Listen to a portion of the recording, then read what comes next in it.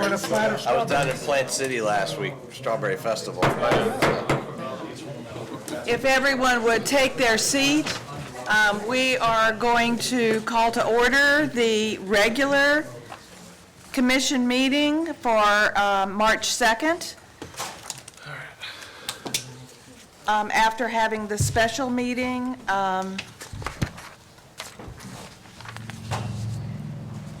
do we need to do the Pledge of Allegiance again, No, Beverly? no. Okay, all right. Well then, Really a continuation meeting. it's, yeah, continuation of our special meeting. And all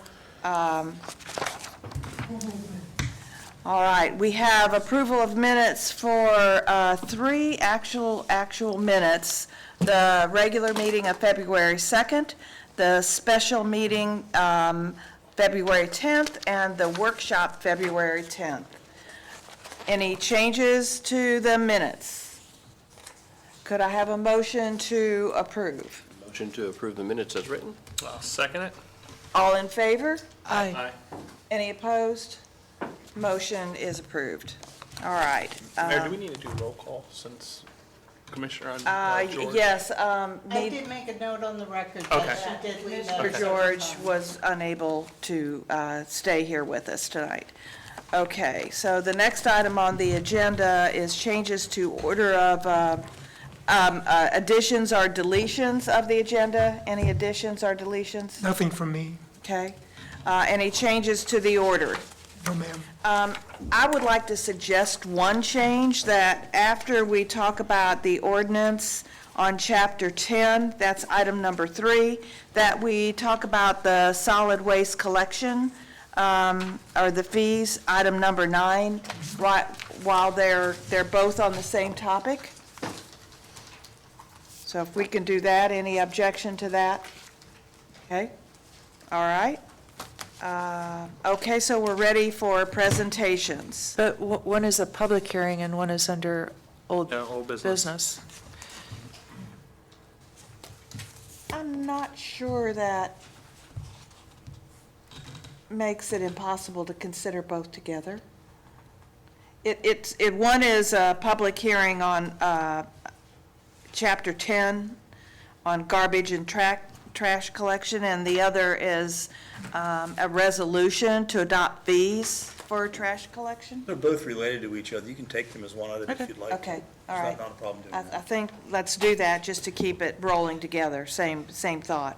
Okay, so go back to presentation, interview of candidates for alternate positions on the Comprehensive Planning and Zoning Board. Mayor, since we're starting our regular meeting a little early, I see one candidate in the audience, but I don't see the other two. Okay, so So then you- let's, Go to the audit report. okay, that'd be fine, yes, let's do that. Okay. Our auditor would step forward. Mr. Halloran? Yes, ma'am. Hey, All right.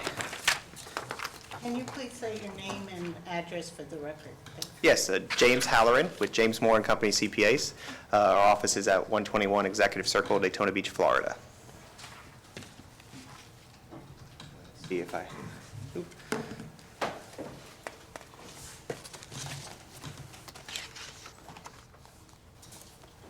Go. Well, again, thank you very much. Kind of go through your audit here real quick. I have a little PowerPoint here for you. I always do backup because, years ago I had an experience where I had death by PowerPoint. For any of those that are in Rotary clubs, that always happens at a Rotary Club meeting. So I learned long ago, bring both paper and electronic.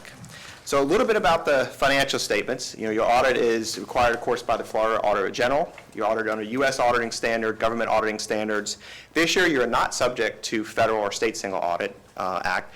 That would be if you expended greater than $750,000 in either federal or state funds. So you don't have that honor this year, but hopefully going forward, maybe you have an opportunity to get some federal or state funds, and that'll become another exciting adventure for your finance people. Speaking of your finance people, Patty this year took over from your former finance director. And it's always hard for a new finance director to come in. Granted, she was here with the city, but as you all know, you can't figure out everything in 1 year that the person above you were figuring out. So we have some comments that are very similar to what we see with other cities when someone steps into that finance director role. And that's in the report, Internal Control and Compliance. So we have 2 significant deficiencies this year that we're reporting under that report. And our levels of comments, just so you guys know, a material weakness would be the most severe comment we could provide as an independent auditor. That would be if we thought the instance was material enough that it wouldn't be detected by your current financial controls and procedures inside the city. You have what's considered a significant deficiency, which is the next level down, which we think was important enough to bring to the attention of those charged with governance, which of course is the mayor and the city commissioners. And so that's where you guys are for those 2. And then we do have 2 other comments that are in the Auditor General letter. But I'll go through those 2 comments just so you can kind of understand what they're about. And they're on page 42 of the financial statements. One is preparation of financial statements. So as your auditor, we can assist in the preparation of those financial statements, the actual number side, the statements, and the note disclosures, and still remain independent. But there needs to be control procedures on the city side to ensure that those financial statements remain the responsibility of the city. And at this point, Patty, just being in that role, hasn't had the opportunities to attend some of the training and gain that skill set in order to provide those control procedures over the financial statements. So this is very common. We've seen a lot of cities your side may continually have this comment. Smaller cities will always have it, and I work with both not-for-profit and governmental, and a lot of my not-for-profit clients have this comment as well. So it's definitely not unusual to see this comment, especially for someone just entering into that finance director role. The second comment is on reconciliation of account balances. We had a couple revenues this year, and we started looking at your revenue streams. You get state money, so you get monies on a monthly basis from the state. So those monies have a 2-month lag on those monies. So they're, say, sales tax. You pay your sales tax returns in October for September sales, and then it takes 2 months for the state, collect the money, and then eventually they remit it over to the city 2 months later. So we had some accruals related to that, $70,000 in the general fund for those state revenues, $42,000 in road and bridge related to state revenues, and then $73,000 for a FEMA grant receivable as well. So that's kind of the learning curve of knowing at the end of the year, what do you need to look for? What things, aren't on a cash basis, but you need to still account for and should be recognized for that year as revenue. But I'm confident over time, Patty's going to, get those, and she was very good about calling us up, with questions along the way, so I don't have any fear of that. She knows my number and my manager's number very well, and I feel going forward she'll be able to resolve that issue right away. Preparation of financial statements may take a couple years for her to kind of get that under her belt and get that skill set. The Auditor General requires us to do a separate letter, which has a number of items in it. And we have one recommendation that was repeated from the prior year, and we have one new recommendation.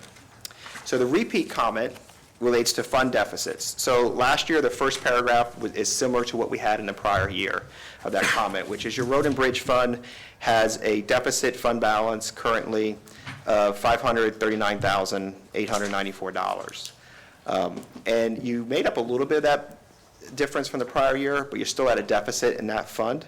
So what we're recommending is to continue to get that fund in a positive position. You've been transferring some general fund monies in there, but you may need to even slow down some of your projects in that fund to get in a better financial position. Because what's happening is your general fund has fund balance available, and it's basically supplementing that road and bridge fund until it gets whole. And then when we looked at it this year, we said, okay, the city has a fund balance policy in addition.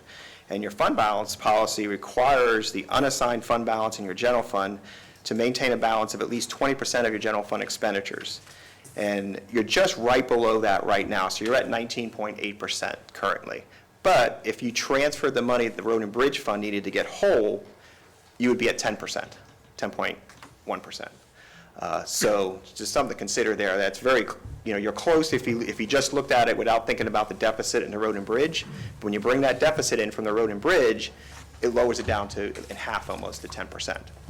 So just some good food for thought when you're doing your budget, to kind of see what's the plan to make up that. And your fund balance policy was very well written. It directs your city manager to come back with a plan within 2 years to get that back up to an acceptable level. So Some other items and reports that are in there, we're required by state statute to look at the investment statutes that you guys have. And the Florida investment statute and whether you're complying with that Florida investment statute, and we had no issues noted with that. New for this year, your finance director, so she's new, and there was something new for finance directors, is an impact fee affidavit. Previously, the impact fee affidavit was only required if a new ordinance for an impact fee was adopted. Now, what we found out in discussing with the city is you guys have a shared impact fee agreement with St. Johns County. You don't have your own ordinance. So I called the Auditor General, because I wanted to make sure that we didn't, finish the audit, you guys turn it into the Auditor General's office, and then they come back and give a little letter saying, where's the impact fee affidavit? And basically what the affidavit says is that you've complied with the Florida statutes related to impact fees. So in discussions with the Auditor General's office, they said, no, they still need to include it, just describe that you have a shared agreement. You guys don't set what the fee is. The agreement sets the percentage you get of the county's fee, but then you are responsible for ensuring that those impact fees are spent in accordance with state statute. So that's new for this year in the report. Management's response to our comments is on page 47, so you can see any of those there. So a little bit on the numbers, because I couldn't be a CPA if I didn't come up here and talk some numbers. Your general fund, this is a 3-year comparison of your general fund. And the important numbers there are restricted. So restricted are amounts that come from outside the city that you're restricted by state statute, typically, to spend in a particular manner. So your big items there are your impact fees. There's some impact fees in there for parks, rec, those type of things, police. Those are part of that $933,000, as well as the building department. Building permit fees are restricted by state statute. You can only spend building permit fees related back to building department expenses. So that's what makes up that restricted balance. Did you have a question? Okay, I just want to make sure. If you do, you can interrupt me. I'm perfectly fine. We may afterwards. Okay. Assigned fund balances are items that you guys have set aside and said, okay, we want to use this money for a particular purpose.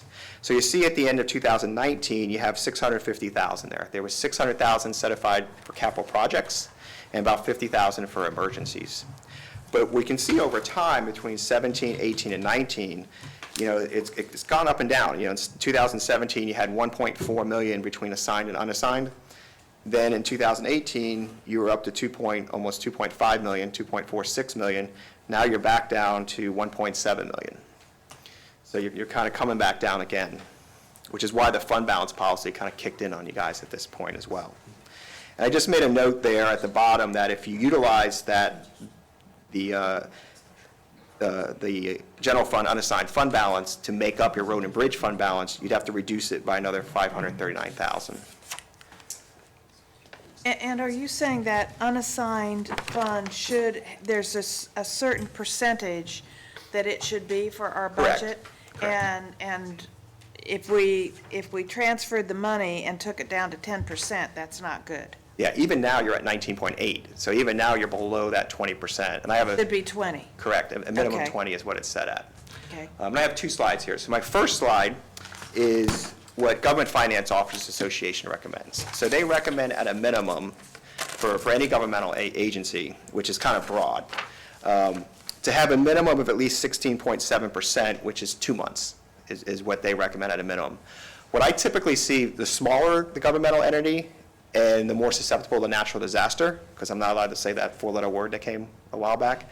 So those typically lend to having higher fund balance policies. Because you're a smaller city, like a county, or a large city, say like Jacksonville, or say I do city of Ormond Beach or Palm Coast, they have the ability to borrow from other funds on a short-term basis that have some pretty substantial cash in them, that they don't need to have that availability. But in a small city, you're kind of stuck. You really have your general fund here, and that's it. So you guys are currently at 24.6%, but if you take out the road and bridge deficit, then you're down to 17%. So you're just about there on the GFOA method. So then my next slide, I said, well, where are you at for your fund balance policy? And this is where we can see the numbers.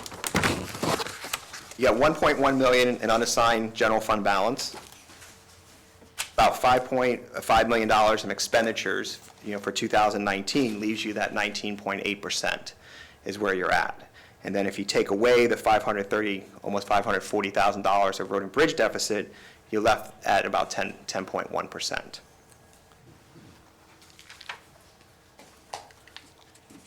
I skipped one. There we go. So some highlights for the year on your numbers. Charges for services were up. Most of that was inside of your building area or related back to building. So that was some of your building permit fees, plat fees, those type of things had a significant increase. Operating grants decreased, and that's because last year you had the grant for the FCT grant, which you didn't have for this year. Property taxes up about $210,000, about 7.7%, which was planned. That's through your budget process. Public safety expenses increase. That's typically for most of my local governments. That's one of their largest expenditure categories is public safety. You know, police and that avenue was up primarily because of wages and pension costs. So pension costs can kind of go up and down on the pension plan on how investments do, how assumption experiences and those things happen. You'll see those pension percentages go up and down. You did have a capital projects fund in a previous year that you closed out that actually had a negative balance as well. It was just under $20,000, but you closed that out during the year. And other than that, you had a new lease. You took out a capital lease for a new garbage truck.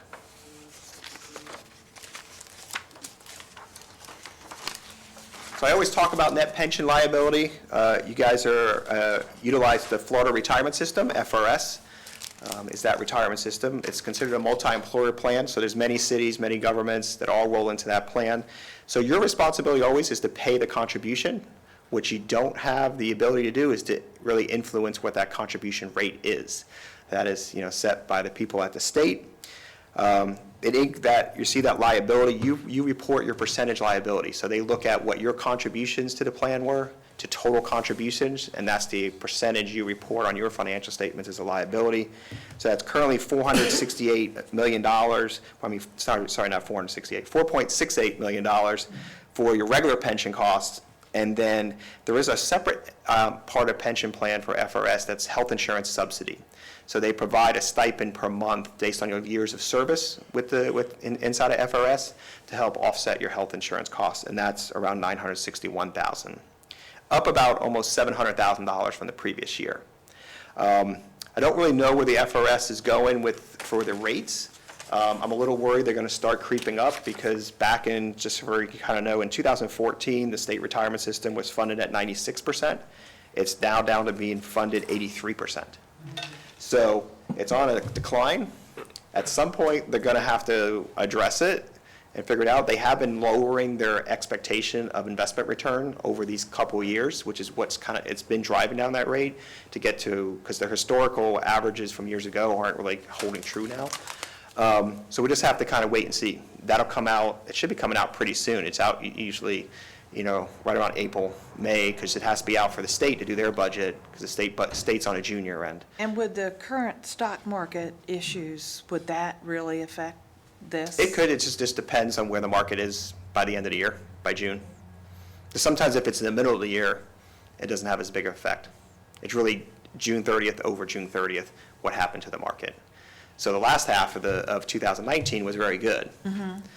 So if I could predict that, I'd be in Vegas. I wouldn't have to do this job. There is also the implicit rate subsidy related to other post-employment benefit plans. What that relates to is anyone who retires from a governmental entity when you're in FRS or any municipal pension plan, you have the ability to stay on that government's health insurance when you retire if you desire. But by state statute, you cannot charge that person an age-based premium.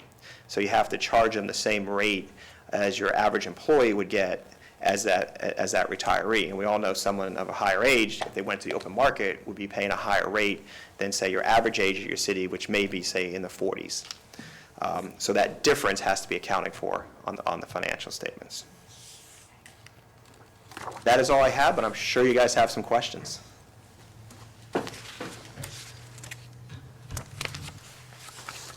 I guess the question I would have is why the deficit in road and bridge had not been transferred over. Is there an issue of not transferring it over on a timely basis, or? There was some transfer done last year. Okay. On that. I'm just looking up now so I can tell you how much.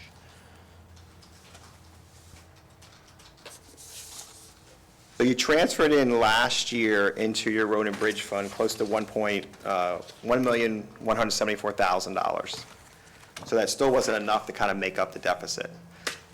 So it's really a matter of looking at the projects you have inside of road and bridge and saying, okay, which projects here really need to be a priority potentially, is what you're going to have to start doing, is figuring out which projects really need to get done and how fast they need to get done. And Max, we cut so much, and we've just had some recent complaints about some streets in Seagrove, so, Yeah. You do have, in your road and bridge, you will see a balance restricted there, and that balance is the impact fees. But those impact fees are limited by statute of what you Right. can use them for. You can't use it for normal maintenance. And Right. It's for new roads. And you don't really have, we were just talking to Patty earlier, you don't have a lot of roads, like some of my cities have the, they may expand a road from, 2-lane to 4-lane. You don't have a lot of roads you even want to do that with. So really, it's for new roads is really how that money's restricted. So it makes it difficult at times to figure out how to use that impact fee money. so Max, do we have, or Patty, do we have funds in impact fees left over while we're short on the maintenance? We fees for can't spend that impact. I know, I know. Yeah, there is. I know. There's money, there's impact fee money there. There, but that has, I know that's restricted on There's how it's used. $476,000 of road impact fees. Okay. That's sitting there. So that money is available for the new roads, but you cannot use that money for your operation and maintenance side. You do have state taxes that come in that you can use for that each year, but you can't utilize the impact fee money. Max, do you want to make any further comments on your response to the audit? Just that the finance director and I will be looking at, particularly for the FY21 budget, to bring the road and bridge fund balance up. It is a goal in the strategic plan that I proposed that we Okay. increase the unassigned fund balance by $100,000 a year in the general fund, but that may not be enough. Unfortunately, the only way we can get money to meet such a deficit is through taxes. General taxes, okay. Okay. Other Patty? commissioners? We do have other opportunities as well, and Bill and I have talked about it with regards to implementing additional fees for stormwater. That is one of the things that Road and Bridge would be able to collect, and it would be a revenue stream that would be directly going towards Road and Bridge. It's, definitely something that we're going to have to continue to look at, because as we discussed in our FY20 budget meetings, our reserves are depleting. So we want to look at other, revenue alternatives, and so that's where it's a hard thing to ask. I understand that, but, a non-ad valorem tax or just an increase in the millage would help to start to alleviate some of the shortfalls that we're seeing without continually reducing the amount of projects. I think that you all do a great job at scrubbing the budget annually to look at what projects are necessary within, the next fiscal year. But at some point, continuing to push those projects down the road as well is only going to impact in, maintenance issues, repair issues that we're going to see start, hitting and impacting us negatively going forward. Okay. Any other comments on our audit? You said there was a 2-year window to bring the road. That's what your bridge down? policy has. That's our policy. So your policy has that the city manager will prepare and submit a plan for committed or signed fund balance reduction, expenditure reductions, or revenue increases to city commission. The city shall take action necessary to restore the unassigned fund balance to acceptable levels within 2 years. So, it was good because it kind of gave, guidance, because sometimes I see policies, but then there's no guidance for what, then it's like, well, does that mean I got to fix it in 1 year? So at least it was written to give you that room that you don't have to, crack the whole nut in 1 year. You got 2 years to do it in.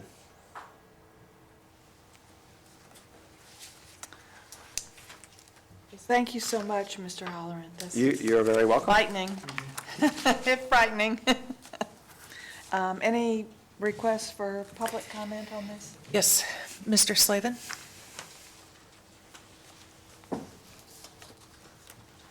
Thank you, Vice Mayor Koska. Ed Slavin, box 3084, edslavin.com. Well, last year, there was a consensus of this board to have a forensic audit. Remember? Whatever happened to that? You didn't get a forensic audit because that man, Max Royal, didn't want you to have one. And it wasn't on the agenda tonight, and it wasn't in the task that was given to the auditor. And this audit is not worth the paper it's printed on, or not printed on if you get a PDF. For instance, last year, Melissa Burns left, the employee of the city of St. Augustine Beach, abruptly in the middle of the budget process. Mr. Royal is still there. Mr. Royal, who subjects women to hostile working environments, is still there. He's still your city manager, and he's still causing problems. For instance, the weir, the $1 million weir, was not insured. Now, the audit doesn't deal with that either. Why not? If Mr. Royal had given a complete list of the city's assets to the insurance company, I'm sure the insurance company would have said, we'll cover the weir, it's a special rider. Easily it could have been done. It wasn't done.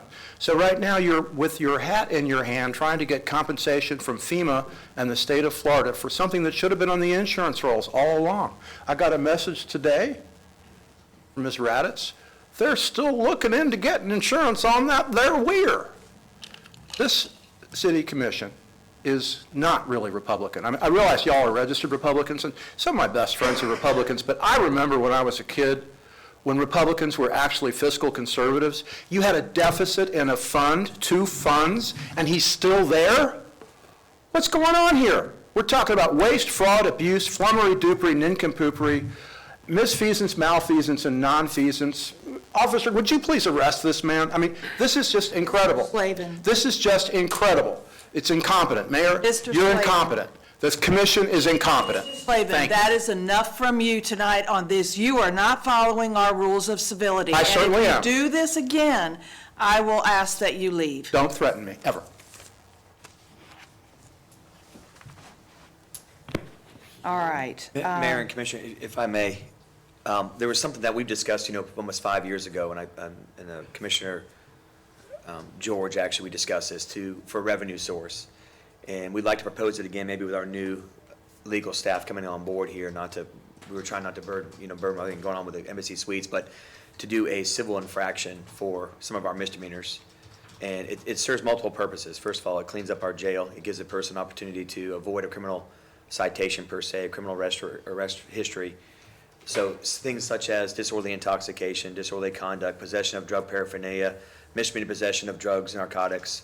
It gives a person a second chance, but it also lets them pay a fine amount to our city. And it also keeps our officers on the street as opposed to going to the jail and taking those resources away. So I'd like to propose that again, and I guarantee if we run the numbers, it's a lot of money. And it saves the city a lot of money by keeping our officers in this jurisdiction while we continue to get busier and busier with the same amount of numbers we have in law enforcement. So I'd like to just put that in your something to talk about later on down the road, again, with our new legal staff coming on board. The city of St. Augustine, we teamed up with them to get this project going, and they kind of stepped ahead of us based on the noise ordinance. So we could share even citations. We even talked about sharing citations for sharing costs with the historic city downtown, with basically checking a box up top for City of St. Augustine Beach or City of St. Augustine. And of course, the fine amount comes back to us and the city clerk. So just something to think about. Okay. Max, are we ready for interviewing candidates? We have 2 candidates here. Okay. I don't see Mr. Wilson. Is Mr. Wilson here? No, ma'am, I don't see. Okay. But we have 2 openings, so we have 2 candidates. You want to interview them? Okay. Is Mr. Saris, Victor Saris, if you'd like to come up and tell us a little bit about yourself?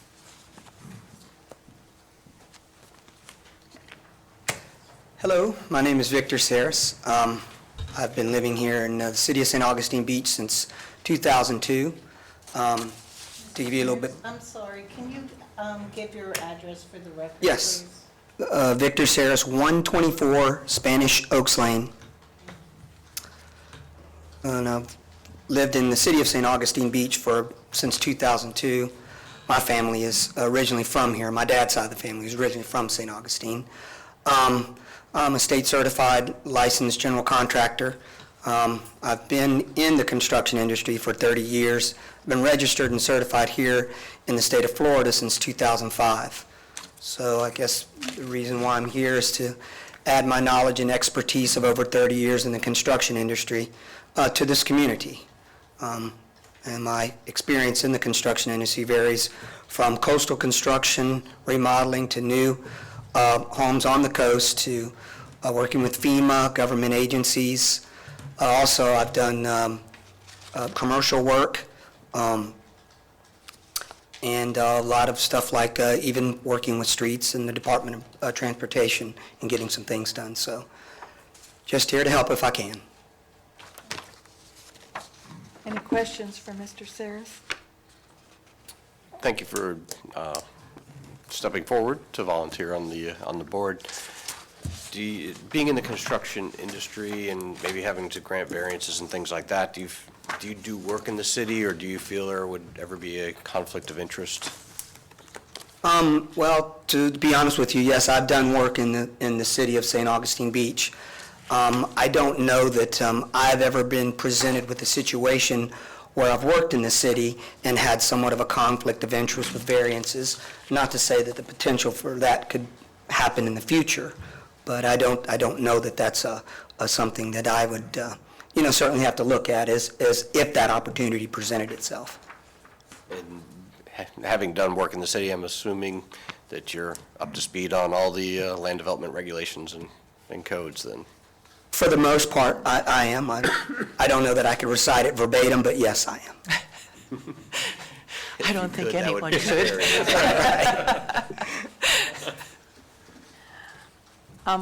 What intrigued your interest on planning and zoning? Well, I know that I had spoken with Brian Law and also a gentleman by the name of Larry Einhauser, and they told me that you were looking to fill the position. And certainly being in this community for such a long time and wanting to be a part of it and understand what's going on, I felt like stepping up and putting my name in the hat. Well, thank you. Planning and zoning is the heart, right? Sure, yes. All right, thank you so much. You're welcome, thank you.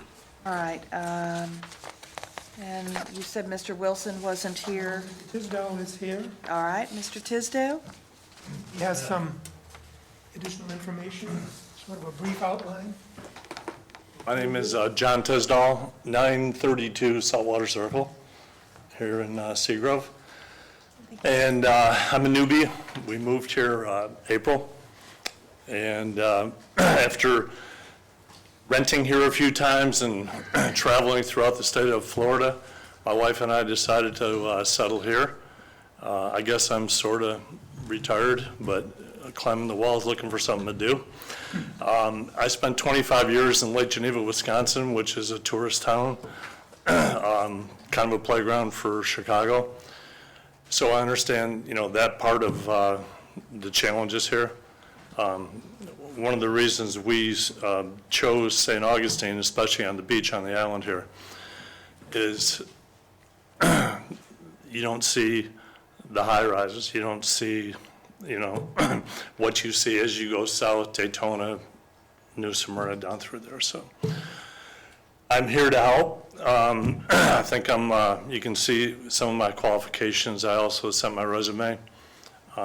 So I don't know if you have questions for me, but I'd like the opportunity to fill in the Planning and Zoning Committee. May I have a question? Thank you for applying. Yep. We appreciate it. Being a licensed real estate broker, are you with the Watson office here at the beach? Yes. Do you have any conflict if there's a house or something that may need a variance or something that comes in front of the Planning and Zoning Board that you may be selling or listing? Is that a problem to you? Well, I've found in the past that knowing more about the local zoning and the opportunities for variances. I think I could serve both the city and the client to understand the process. And I have experience doing that in Lake Geneva. Yeah. All right, that's the only question I had. Thank you for stepping forward. I have to say that we welcome people like you and Mr. Saris that come with a wealth of knowledge and experience, because the Planning and Zoning Board is instrumental in helping us to do the work that we do. Sure. So I appreciate you coming forward. And in a comment just to the issue of if a conflict ever arises, we already have a remediation for that. You simply recuse yourself from the issue, and Sure. and then you go on. Right. So I don't see that it would be unless there's an ongoing conflict of interest, which I don't believe in either of these cases that there would be. So thank you for coming forward and volunteering your time. Thank you. Thank you so much. I don't think we have any further questions. So we have 2 applicants and 2 openings. Unfortunately, Mr. Wilson couldn't be here, but there will be other opportunities. And so I believe, if anybody would like to make a motion. Sure, I'll make a motion. Okay. I'd like to make a motion to accept for the 2 vacant alternate seats for the City Planning and Zoning Board, Mr. Victor Saris and Mr. Tisdale, John Tisdale. I'll second that. Yeah, I forgot. Public comment. Is there? There is. Mr. Ed Slavin? Thank you, Vice Mayor. Ed Slavin, Box 3084, cleanupcityofstateaugustine.blogspot.com. Harkening back to the days when Richard Burt O'Brien was the mayor and Karen Zander on the Planning and Zoning Board, and you, Mayor, as an observant citizen, noticed the code violations and the violation of his special use permit. I think you ought to ask these gentlemen, are they prepared to stand up to people with power, including potentially a commissioner or a large campaign contributor or an employer? That's very important. Also, were the applicants aware, were they made aware of the resignations of Jane West, the PCB chair? Were they given a copy of her resignation letter, her joint letter resigning, along with Elise Sloan, who was the vice chair? I think it's very unfair to these fine gentlemen that they're being asked to occupy a position on the PCB when this commission never resolved the issues that Jane West and Elise Sloan, the chair and vice chair, raised in their letters of resignations. You're basically setting them loose in a lion's den without having cleaned it up. And I think that's really unfair to them. And the meeting that you held, the joint meeting that was held last month in this room with the PCB, you did not get to the issues. You did not ask Jane West and Elise Sloan to speak. And in fact, when I asked, Mayor, that you give the members of the PCB a copy of that letter of resignation, you never did. Did the members of the PCB ever receive a copy of Ms. West's and Ms. Sloan's letter of resignation? And how are you all going to resolve those issues? Because once again, they involve issues about management and lax management and sexism and misogyny. And the major concern that those 2 ladies had was that they would say things in the PCB, and Brian William Law, who's not here, Brian William Law, your building and zoning director, would not tell the commissioners. You've got to resolve these communication problems. You've got to fire Bruce Maxwell. And it's not fair to these guys. Thank you. All right, we have a motion on the floor. And a second. All in favor? Aye. Anyone opposed? The motion carries. For the record, the Planning and Zoning Board was given the copy of the letter from Jane West and Elise Sloan. Okay, our next item, we invite public comments.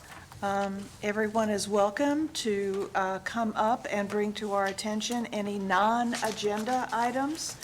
We ask that you comply with our rules of civility, and please refrain from calling names or attacking staff. And so I open it up for public comment on To my right, any public comment here? All right, in the middle of the room, public comment. Thank you, Mayor. Ed Slavin, Box 3084, cleanupcityofstaugustine.blogspot.com. James Madison wrote in 1823 that popular government without popular information is a prelude to tragedy or farce. This commission needs to supervise Mr. Royal and the city staff and be much more candid in response to open records requests. There were several today where I got, like on the Weir, not only lax or non-responsive answers, but also an attitude. And I don't like that, and I don't think that's fair. I think we need to discuss issues with candor. Now, I was in Flagler County today at the Flagler County Commission. I observed some amazing things there you'll be reading about here presently. But one thing that I liked was they seem to be more hands-on on their beach as far as what kind of things to plant.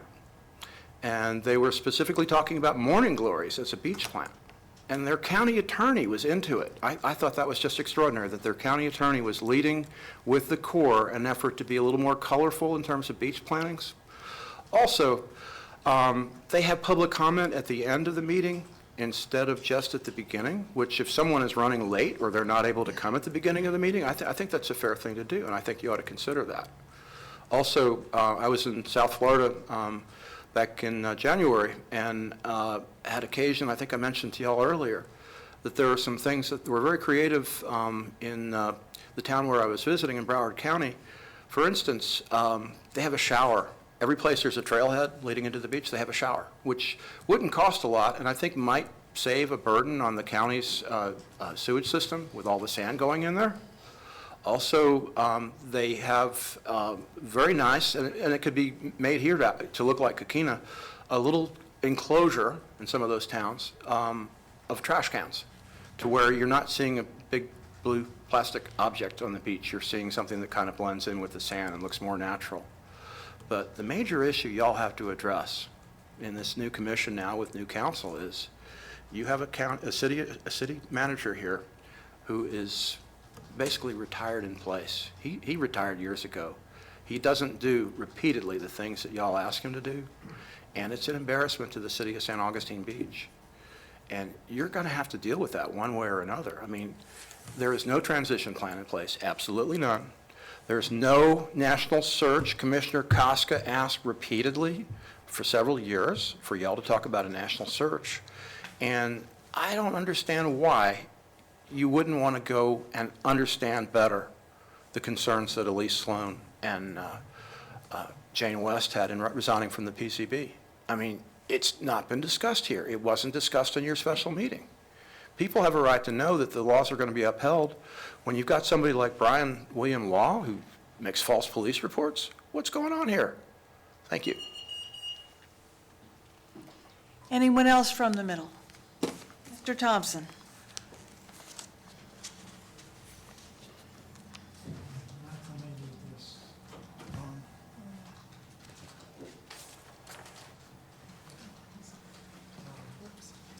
Craig Thompson, number 6 D Street. Good evening.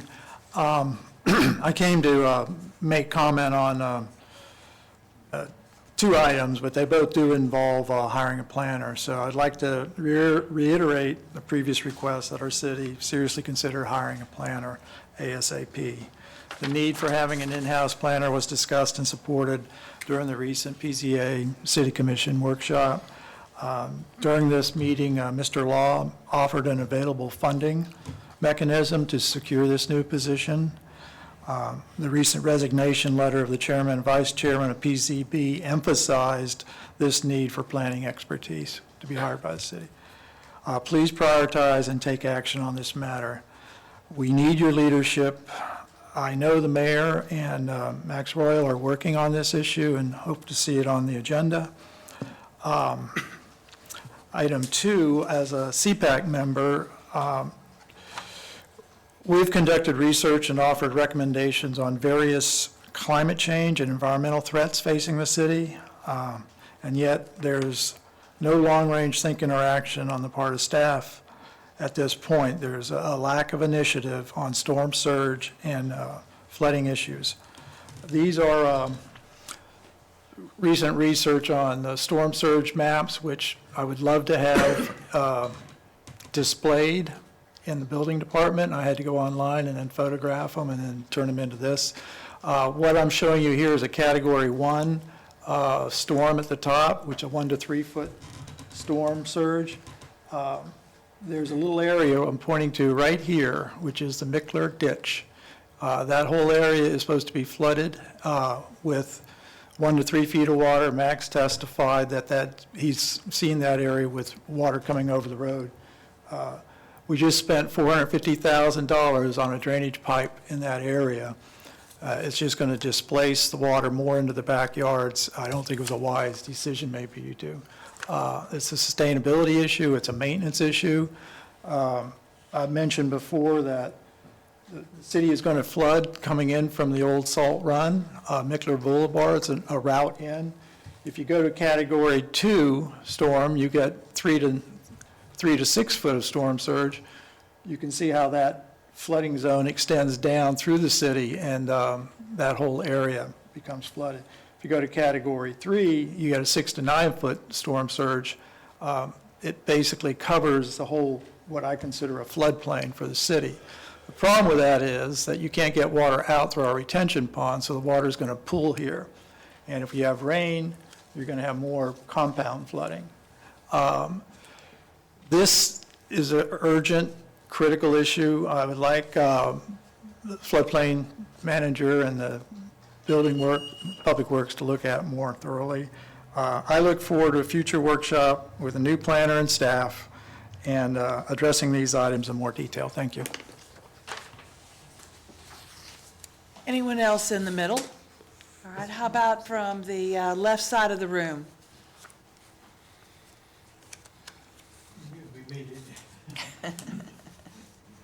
Ed Pritchett, 1121 Overdale Road, talk about your police department.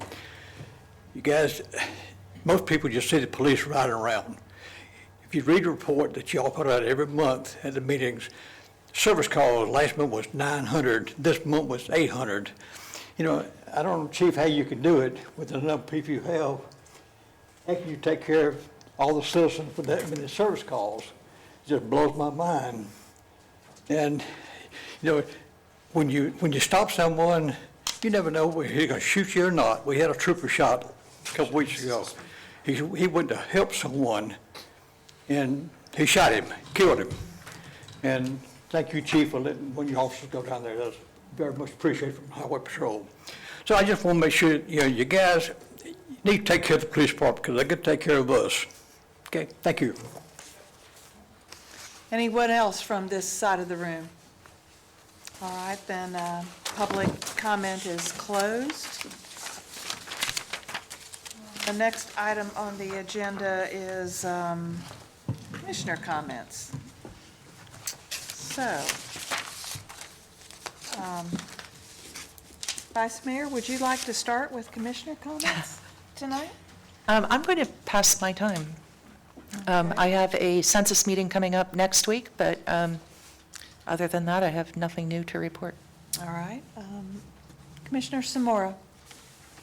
I've got a couple questions, I guess, for Max. Max, there was some information that was passed around regarding short-term rentals and the ability to get some statistics on short-term rentals through an agency or through the VCB. Did you make any headway on that? We did our own analysis Right. and found we're about 6% short-term rentals out of the total number of homes we have in the city. Is that including the condos? No. I think that was single-family detached, Yeah, single-family detached homes. and the percentage was surprisingly low. Yeah. This was, I think, a more comprehensive look at data that's being compiled through Airbnb and VRBO. I know that the VCB has engaged the company to do this, and I wasn't sure, and they reached out. I had an email that I forwarded to Max. They were offering their services to the city for a fee, and Max, I think we were going to check with VCB to see if we could piggyback on the data that they already paid for. So I wanted to just, if you would follow up on that. We'll follow up. Okay. Chief, I don't know if we're going to have comments at the end. We usually run long, so I'm going to get these in now. Love the idea that you brought up about the penalty for misdemeanors. Would love to see some sort of a budget analysis on that from you and how we would move that forward. I'm not speaking for myself, but I thought that was a great idea. And Max is our communications director in place, and do you have any kind of an update for us on that? She is in place. Her first assignment through Patty was to complete a grant for money we spent for past beach blast off. So we would be eligible for refund from the TDC for that money. We had a meeting this morning with the staff and her concerning planning for Arbor Day, because that's coming in April, so that's her next special event she's going to have to plan for.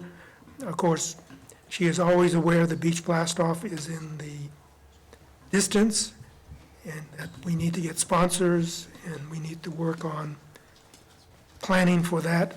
There's been some initial planning, thanks to Patty, about perhaps having food trucks instead of carny vendors from outside the city provide the food at beach blast off. So things like that she'll be looking into. She'll be doing the communications concerning this meeting tomorrow morning. And Patty and I will provide her with the basic facts from what occurs here tonight, so she can write the press release. That's all I had for you. Thank you, Mayor.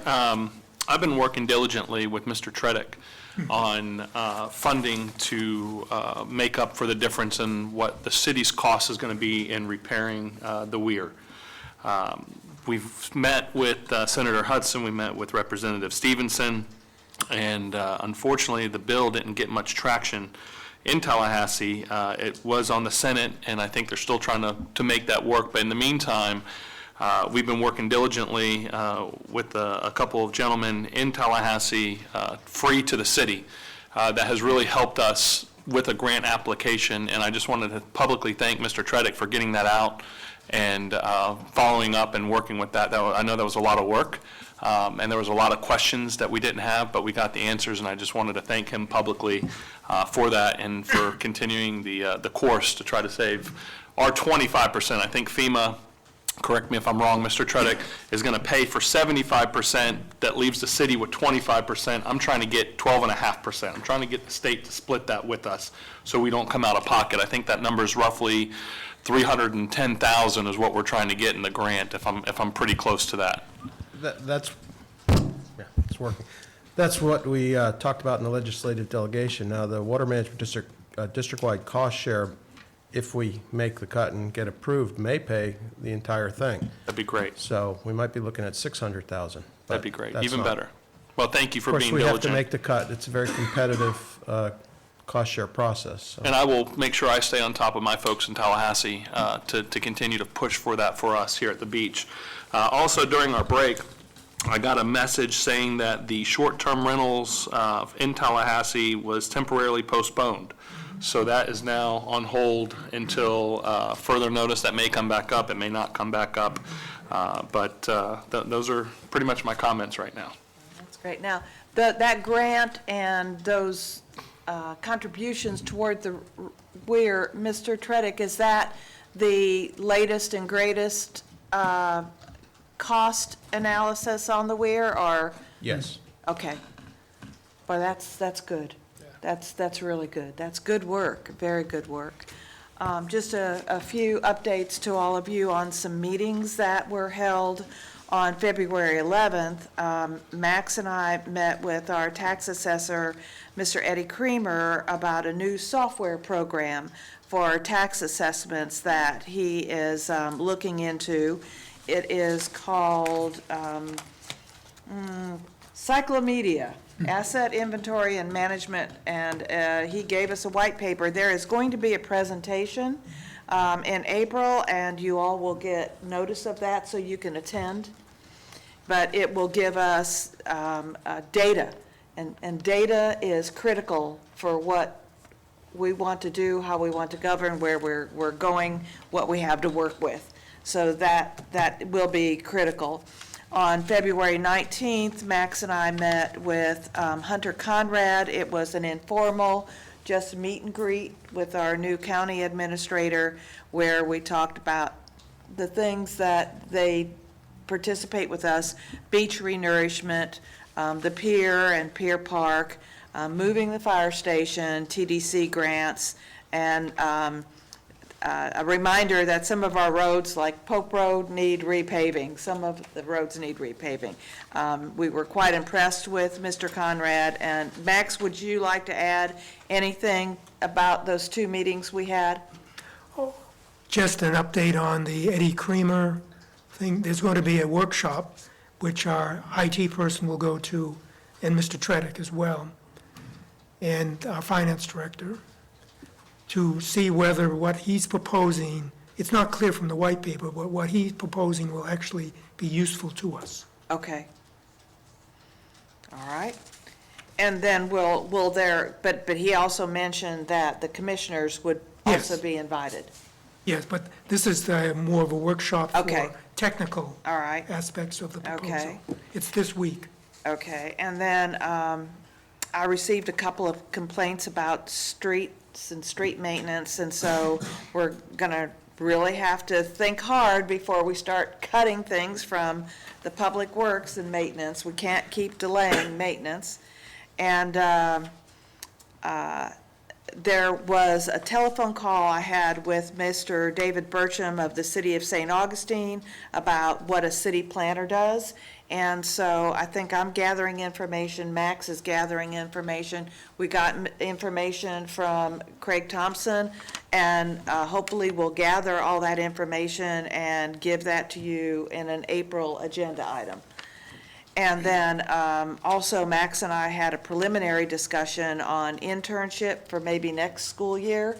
And I received information from the police chief and shared that with Max, who's going to discuss it with his managers, and then we'll come to the commission with some ideas maybe on how we can, number one, they can be useful to us, but number two, we're also helping the community. There were at least 8 high school programs that I saw that were right on point with what we do, and then, of course, there is the Flagler College we can reach out to. So we're looking into that. And then the last thing I want to mention is after we had our workshop with planning and zoning, we did mention about having a workshop with CPAC. If you want to consider that, maybe we would ask CPAC to tell us when they would like to meet with us after they gather all their material, when they would like to have a workshop. So any thoughts on a workshop with CPAC? Any objections to that? It was my understanding that it would be CPAC, the Planning and Zoning, and the commission. Maybe I misunderstood, but that's what I thought. Well, that we you can't. had talked about. What we did the last time was we had a meeting with Planning and Zoning, and they were the participants and invited CPAC. And this one would be primarily listening to CPAC, what they would like to discuss with us. And of course, anyone, the public would be invited and planning and zoning would be invited. But it would be more giving CPAC an opportunity to discuss whatever they would like to discuss with us. I understand. I just think it would be maybe more productive to have all 3 boards present at the same time to share information and questions and get more done in a shorter period of time. It could be a little bit disoriented, because if we focused on planning and zoning February 10th. Well, an agenda would help keep everyone focused, I would think. We did have one. I understand. And this one would give CPAC an opportunity to focus on their items that they'd like to discuss with planning and Correct, zoning. but maybe there. there's items that CPAC would want to address directly with planning and zoning, and so why not have all 3 boards there together to get more accomplished at the same time? Okay. Just a thought. I thought that that's what was presented at the last meeting. All right. Commissioners, do you want to decide on a month, or shall we wait for CPAC to come back to us on what month would be a good? Also, you have a missing commissioner. Right, Yeah, right. I think we wait. Let's let So- them pick a time frame that works, or a couple dates Okay. that work. But I do think we should give those boards Right. access and the opportunity for dialogue with us. Mayor, I also would like to add maybe code enforcement. At some point, I think the dialogue with them as well. So if we're doing things now where we're talking to each board in a public setting, I would like code enforcement because they have the right to actually take houses away and impose really high fines and stuff. And I would really like to understand a little more of their perspective and have that communication as Okay. well. So I think if we can add No them objection at a to separate that. time, but Okay. have them theirs too. All right, all right. Max, can you start working on that? Well, CPAC is going to meet on the 25th of March, and they can discuss it and decide several dates for Okay. potential meetings, and then let me know. All And then right. I'll try to coordinate. Okay, sounds good. All right. So we're back to public hearings. The first public hearing is on ordinance 2002 to adopt changes to the land development regulations. Mr. Law. Good evening. This is the exact same as we saw the last couple months. No changes have been done. This is the final reading of this ordinance, changing several of the codes.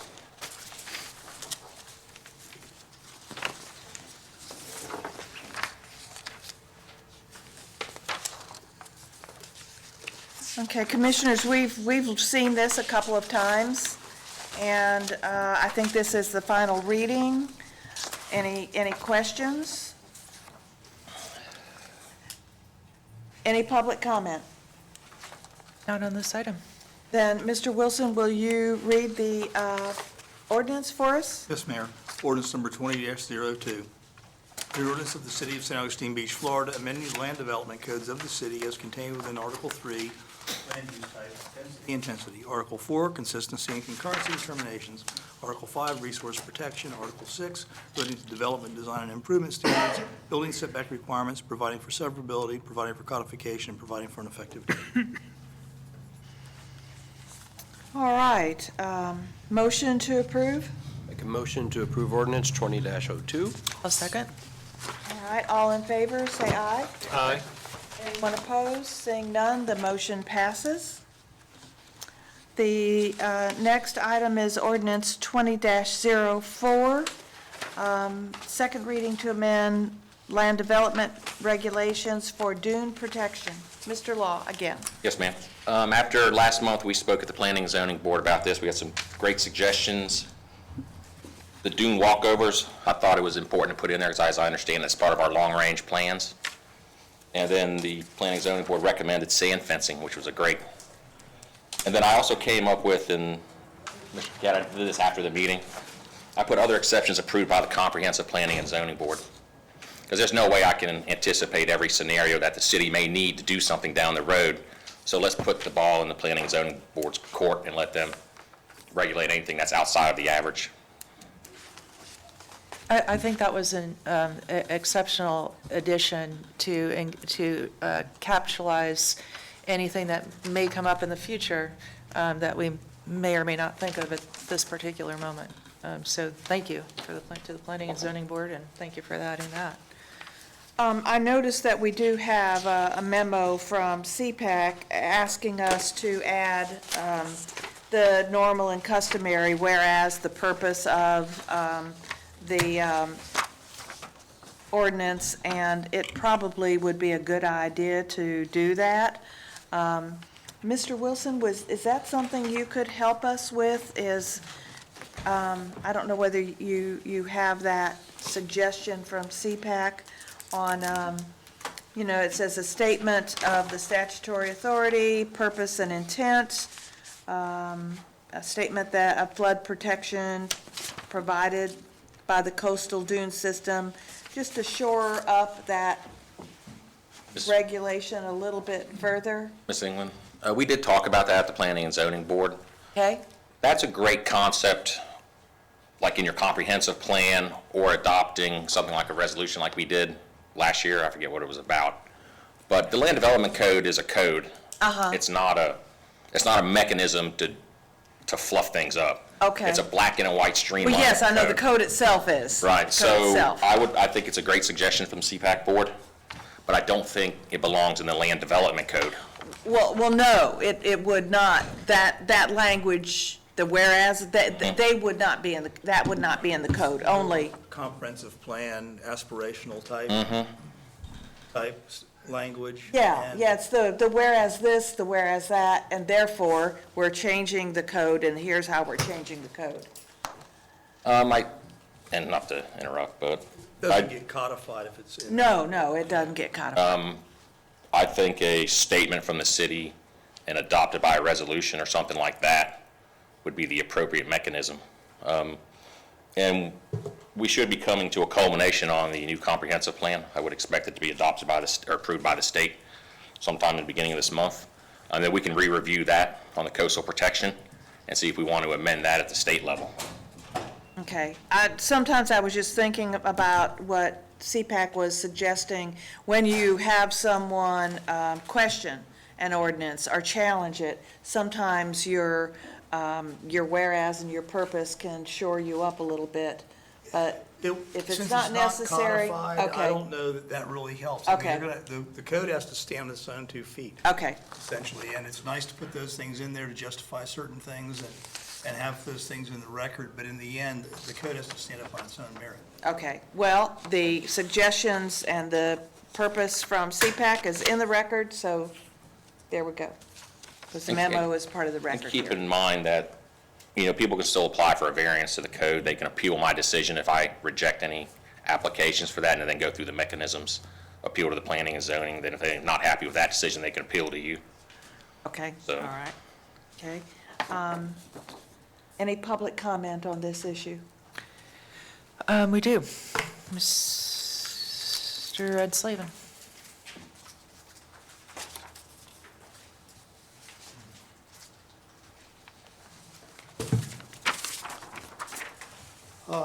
This is Exhibit C, which was part of the report on taking down the dune at 212th Street, Craig Thompson, number 60 Street. There's a Category 2-3 storm surge event here, and it shows the erosion into the dune. It shows the amount that was taken off the dune. The hurricane forecast is, bigger, stronger storms. There were 4 Category 5 hurricanes in the last 5 years. That's a huge number. So they're getting bigger, as we all know. They're moving slower, and you can get more than one a year. So the engineering aspect of this is a DEP standard. It takes a 100-year storm, but it's only looking at a 2 to 3 category storm. I think what you need to do is, can you have better, higher standards than DEP? We are protecting a very dense urban area. So in the ordinance, if it was okay to do it a year ago when it was signed, based on this report, you're creating a precedent. Somebody could come in with the same standards and do the same thing. It would be hard to win that in court unless you start findings of fact, saying you're protecting an urban area, you want a higher standard of those dunes. We all know it was a mistake to take down the dune, but it was taken down. It's spilt milk. The question is how you protect it again. I think you need more specific standards. This is a demonstration of that. This was the engineering report. I think it's faulty. I think, we should be looking at a Category 4, Category 5, which would be another 5 foot. Or if 2 storms came in and you eroded to this point, the dune falls over and the waves wash over, we know it's a mistake. You have to show it, because otherwise, if you use the same standards that's in the current flood ordinance, and you don't say why you don't want this happening again, you're being arbitrary. You're saying, oh, it was okay then, but it's not okay now. You need to be specific. Look at the, what's in the public interest. Look at what the ordinance Jane West drafted. You have to show a particular public interest that you're protecting, health, safety, and welfare. Especially, and Mr. Law has said that he has very little authority or jurisdiction over this type of activity. You have to come up with something. I'm not the person that, to do it, but you need planning expertise to tell you how to do this. Look at what Atlantic Beach is doing. Look at what they're doing in the county. There's 10 truckloads of sand that was purchased by public money taken out of that dune. That's a lot of sand, and just dumped on somebody's front yard. So I really think you need to take a hard look at this, get some expertise in, and write an ordinance that's not going to be challenged by another wealthy landowner that wants to have a better view of the ocean. Mr. Thompson, where did you get this piece of paper? It takes some work to get this. The second or third trip back to the building department, this is in the file for number 2, 12th Street. Okay. And you're saying that you don't think the ordinance as prepared is enough? Yeah, I'm saying the comp plan's an aspirational Right. plan, but the land development regulations, where this ordinance is going to end up, Article 5, has to be more specific. It can't be arbitrary. You can't just say, well, we're not going to allow this. You have to give reasons and why it's harmful and why you're not going to allow it. This is a start, and so maybe we can beef it up later if we get a planner. Okay. Mr. Thompson, we're going to need that, or a copy for the record. And also, if you could fill out a speaker card. I have one from Ed Slavin, but I don't have one for you on this item. Thank you. Ed Slavin, Box 3084, St. August Green. I totally agree with what Mr. Thompson just said. DEP stands for Don't Expect Protection. You are the conscience of our community. You can have a stronger ordinance. And I would strongly recommend that you table this item and consult with the faculty of the University of Florida Law School. And there are 7 environmental law professors there who would be happy to do a consult with you, only too happy, and not even send you a bill. And again and again and again, there's been lax regulation in St. Augustine Beach leading to a parade of horribles, starting with Embassy Suites, and to include Dr. Grimes's repeated depredations of that dune. It's got to stop. And as Mr. Thompson eloquently pointed out, and he showed you the data, we're looking at the possibility of bigger storms, as we've had the last several years. Bigger storms with more flooding. We're not ready for it. Your staff isn't ready for it. You don't have a planner. And when ordinances are written, they're often one-sided and seemingly influenced by developers and people with money. And you're looking at a disaster here. I mean, as Mr. Thompson pointed out, this is a densely occupied urban area. DEP doesn't have expertise in densely occupied urban areas. You do, and your lawyers do, and the University of Florida does. Why wouldn't you invite the University of Florida to present here? Call Dean Rosenberry, get her to get some of their professors here, and do some consultation with y'all, and amp up this ordinance. Don't just be passing ordinances to say, we checked a box. You need to have findings and purposes like any good legislation, and say why you're doing it. And it needs to be, like Mr. Thompson said, appeal-proof. Because if the next Embassy Suites challenges your ordinance on the dune, it might be struck down. Let's do it right, folks. Thank you. Any further public comment? Not on this item. All right.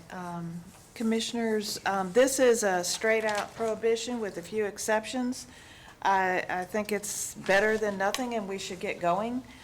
Any further comment on this one? I think it's a good start. All right, we can beef it up later if necessary, when we get some more help. Okay. Mr. Wilson, would you read ordinance 2004? Yes, Mayor. Ordinance number 20-04, an ordinance of the City of St. Augustine Beach, Florida, amending the land development codes of the city as contained within Article 5 relating to resource protection standards, establishing Section 5.06.00, protection of dune system by preventing the modification of undisturbed areas of the dune system, providing for severability, providing for codification, and providing for an effective date. Thank you, Mr. Wilson. Motion to approve? I'll make the motion to approve. I'll second. All in favor? Aye. Anyone opposed? Motion carries. I would like to go on record to say, instead of just beefing it up down the road, that we make a commitment to making this stronger and making that a priority. I'm good with what we have right now because it does allow us a layer of protection, but I also agree that it could be better. So let's not kick that can too far down the road. Let's really pay attention and put that on our radar and do something. Are you giving our new city attorney his first assignment? Perhaps. Duly noted. All right. Okay. We'll have this come back in maybe the May agenda. All right. The next item is ordinance 20-5 to amend Chapter 10 of the City Code on garbage and trash collection services. Mr. Tredick. Thank you. Bill Tredick, Public Works Director. Good evening, Mayor, Commissioners. City staff presented a proposal at the January 6, 2020 meeting to change from the existing can count method to a simpler and less labor-intensive method of tabulating and billing commercial solid waste and collection and disposal fees. Staff prepared ordinance 20-05 based upon the feedback from that January 6th meeting and presented it for first reading on February 3rd, 2020.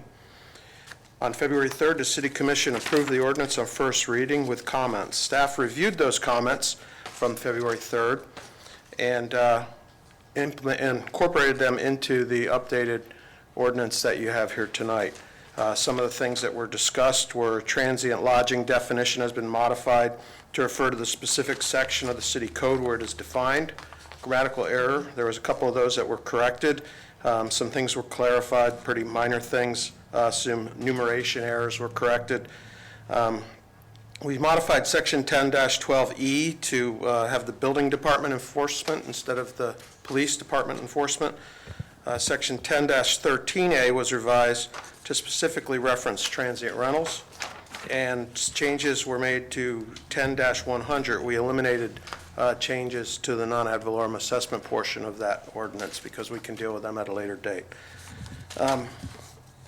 One thing that was talked about at that meeting was whether or not to allow customers to bring their own container and use their own container and possibly use a label that Public Works would provide, or they could purchase a label. That wasn't determined.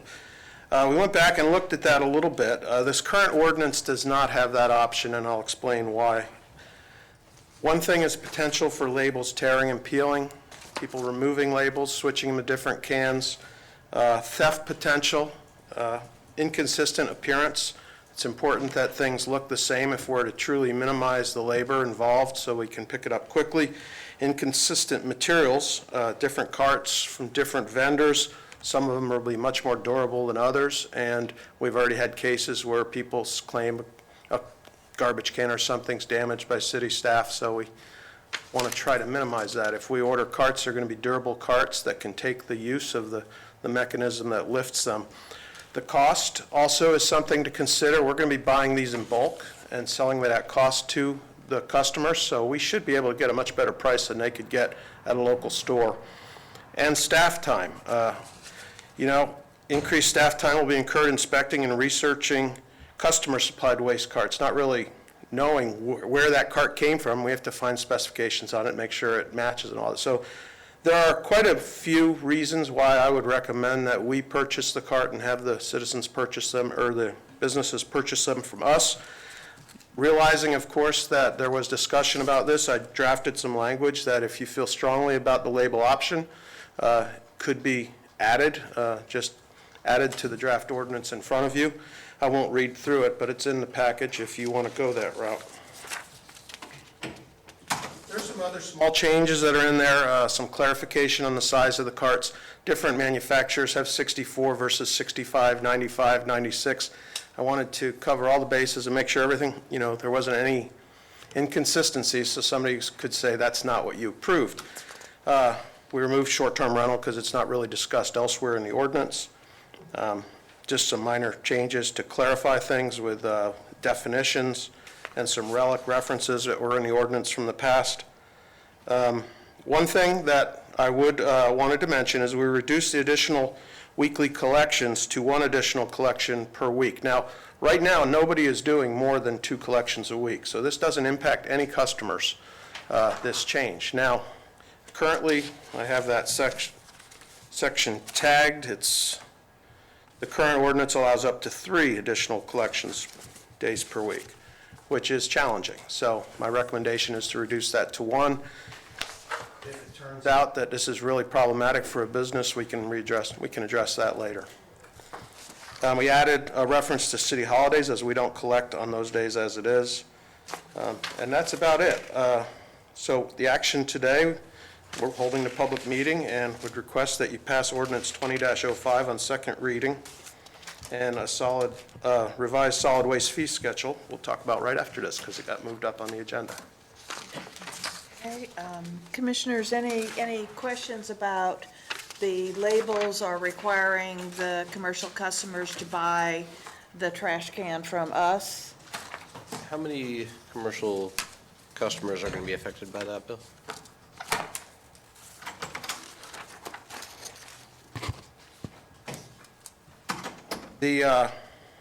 Thinking around 180, is that right? We're looking at the transient rentals as well as the commercial, as the traditional commercials, so roughly that neighborhood. Do we have any kind of estimates, preliminary estimates on the cost of the cans? I have done a little research on that. They vary quite a bit, anywhere from close to 100. Some of them, the really durable ones, are quite a bit more than that, a couple hundred. We're going to hopefully buy in bulk and be able to keep that cost as low as possible. But, I mean, there's some cheap ones out there, too, that are 70 or less per cart. I'm just concerned about their durability, so I want to look really closely at that.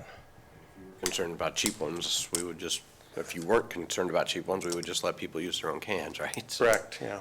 Okay. So roughly $100, okay. When the county switched to the blue recycling, are there required cans bins that you have to use, did the county pay for that, or did each residents be charged for that?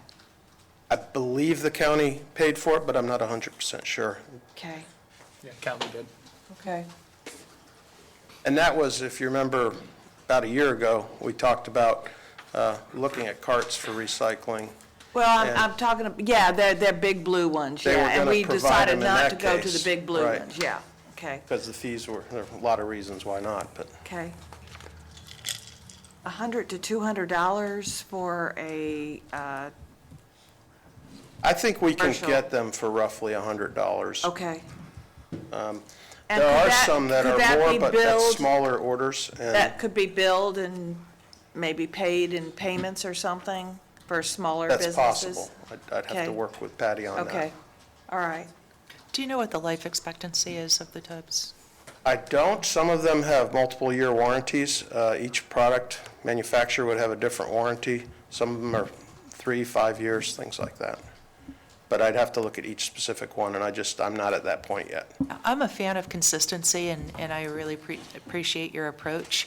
I have the one that I use occasionally. I have actually 3 of them that I used at a different property, but they're 10 years old, and they are holding up great. So it is a matter of durability, and we don't want to get something that's not going to hold up to use, for sure.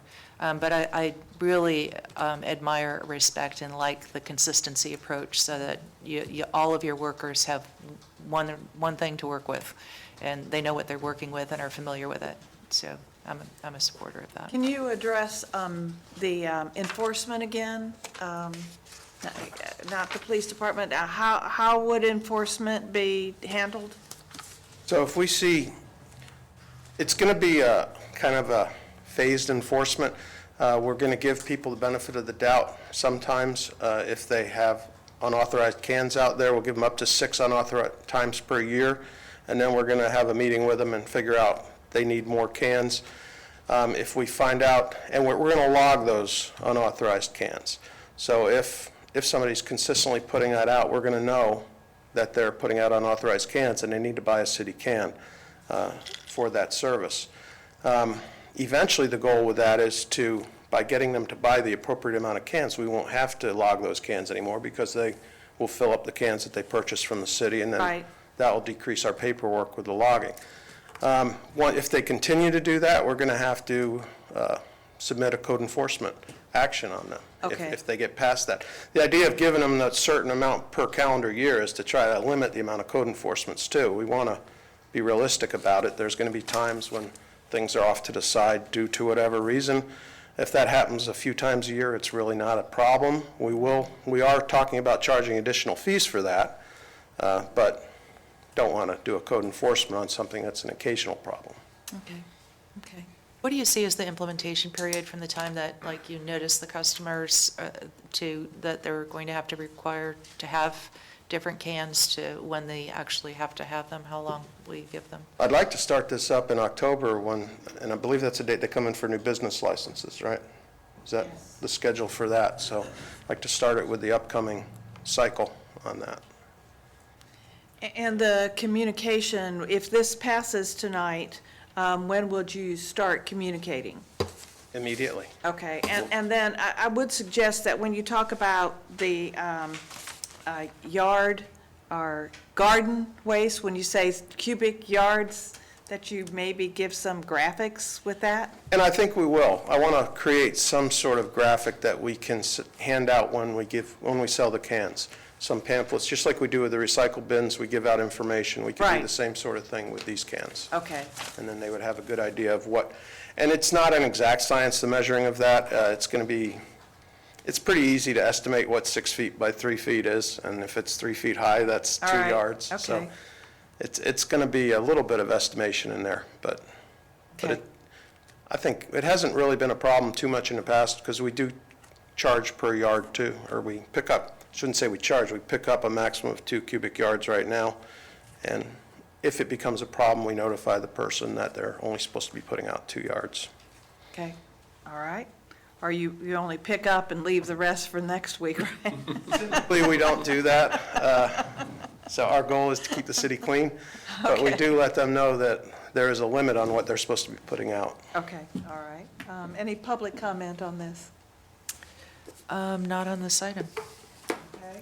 I think that if we notice them, like if this passes, which I'm sure it will tonight, and you notice them by October when it goes into effect, I think that's plenty of time to get the funds needed to buy the number of cans that any business would need. Get it in our And we will have to- newsletter and website. We will have to budget that, but we'll also budget recovering that revenue from the sale of the cans, so that Sure. should offset it. Okay, great. All right. Do we limit the number of cans for commercial properties that they can purchase from us, or is that the 10 that's? We did limit it to 10 32-gallon. Above 10, we're recommending that they no longer have city collection, and there were 4 businesses that fell within that. Okay. And have we contacted at all, had any kind of communication at all with the folks that were going to be moving to commercial or private haulers? I have not done that yet. That's part of the outreach that we need to do as soon as possible. I mean, I agree, there's a lot of time, but we can't wait on that. We need to start that process right away. Has there been any estimated financial analysis of revenue we may gain or lose by implementing this policy for commercial trash pickup? I did, and on the resolution that we're going to talk about next, I can talk a Okay. little bit about that. All right, perfect. It's a slight net increase, and I can go into detail on the Okay, next all item. right. Or I can do it now if you'd like. Now, let's get I need a motion to approve ordinance 20-05. Mayor, would you like me to read the? Oh, yes, please, Mr. Wilson, thank you. Ordinance number 20-05. Curtain An ordinance of horse the city of St. Augustine Beach, Florida relating to garbage and trash, amending the code of the city of St. Augustine Beach, Chapter 10, Garbage and Trash, to amend, revise, and restate the entire Chapter 10 of the city code and providing an effective date. And I'll make a motion to approve ordinance 20-05. I'll second. All in favor? Aye. Anyone opposed? None being, the motion carries. Thank you. All right, now we're going to talk about item number 9, which is the resolution on the fees. Thank you, Mayor. Bill Tredick again. I was optimistic when I wrote this memo because I said the City Commission adopted on second reading 20-05, so I suppose we might not be having this discussion if you'd voted the other way. So Exhibit A, which I put down on the board and is up on the screen, establishes our recommended solid waste collection and disposal rates for commercial service premises within the city of St. Augustine Beach.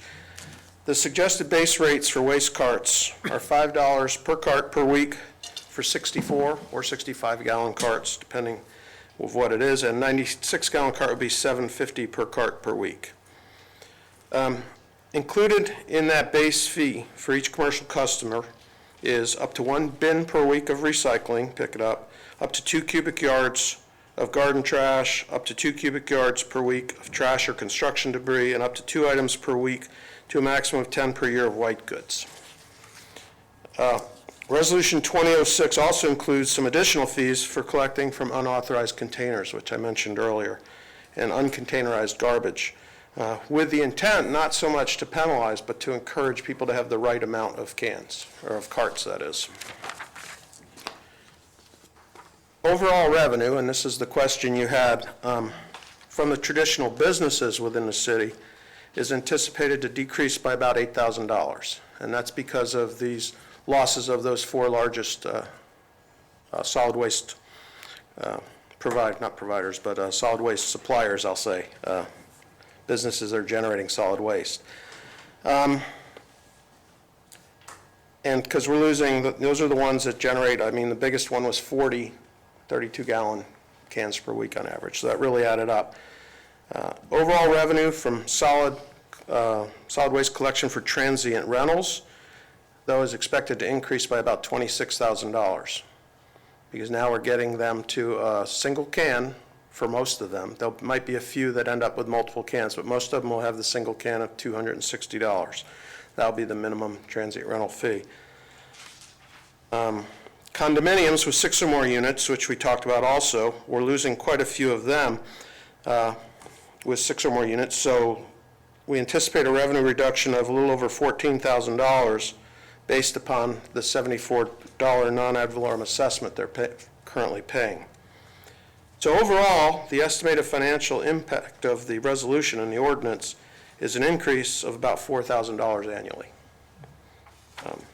Full implementation of the ordinance would transition an estimated 191 condominium units and 4 commercial service premises, getting tongue-tied there, to a licensed private solid waste hauler.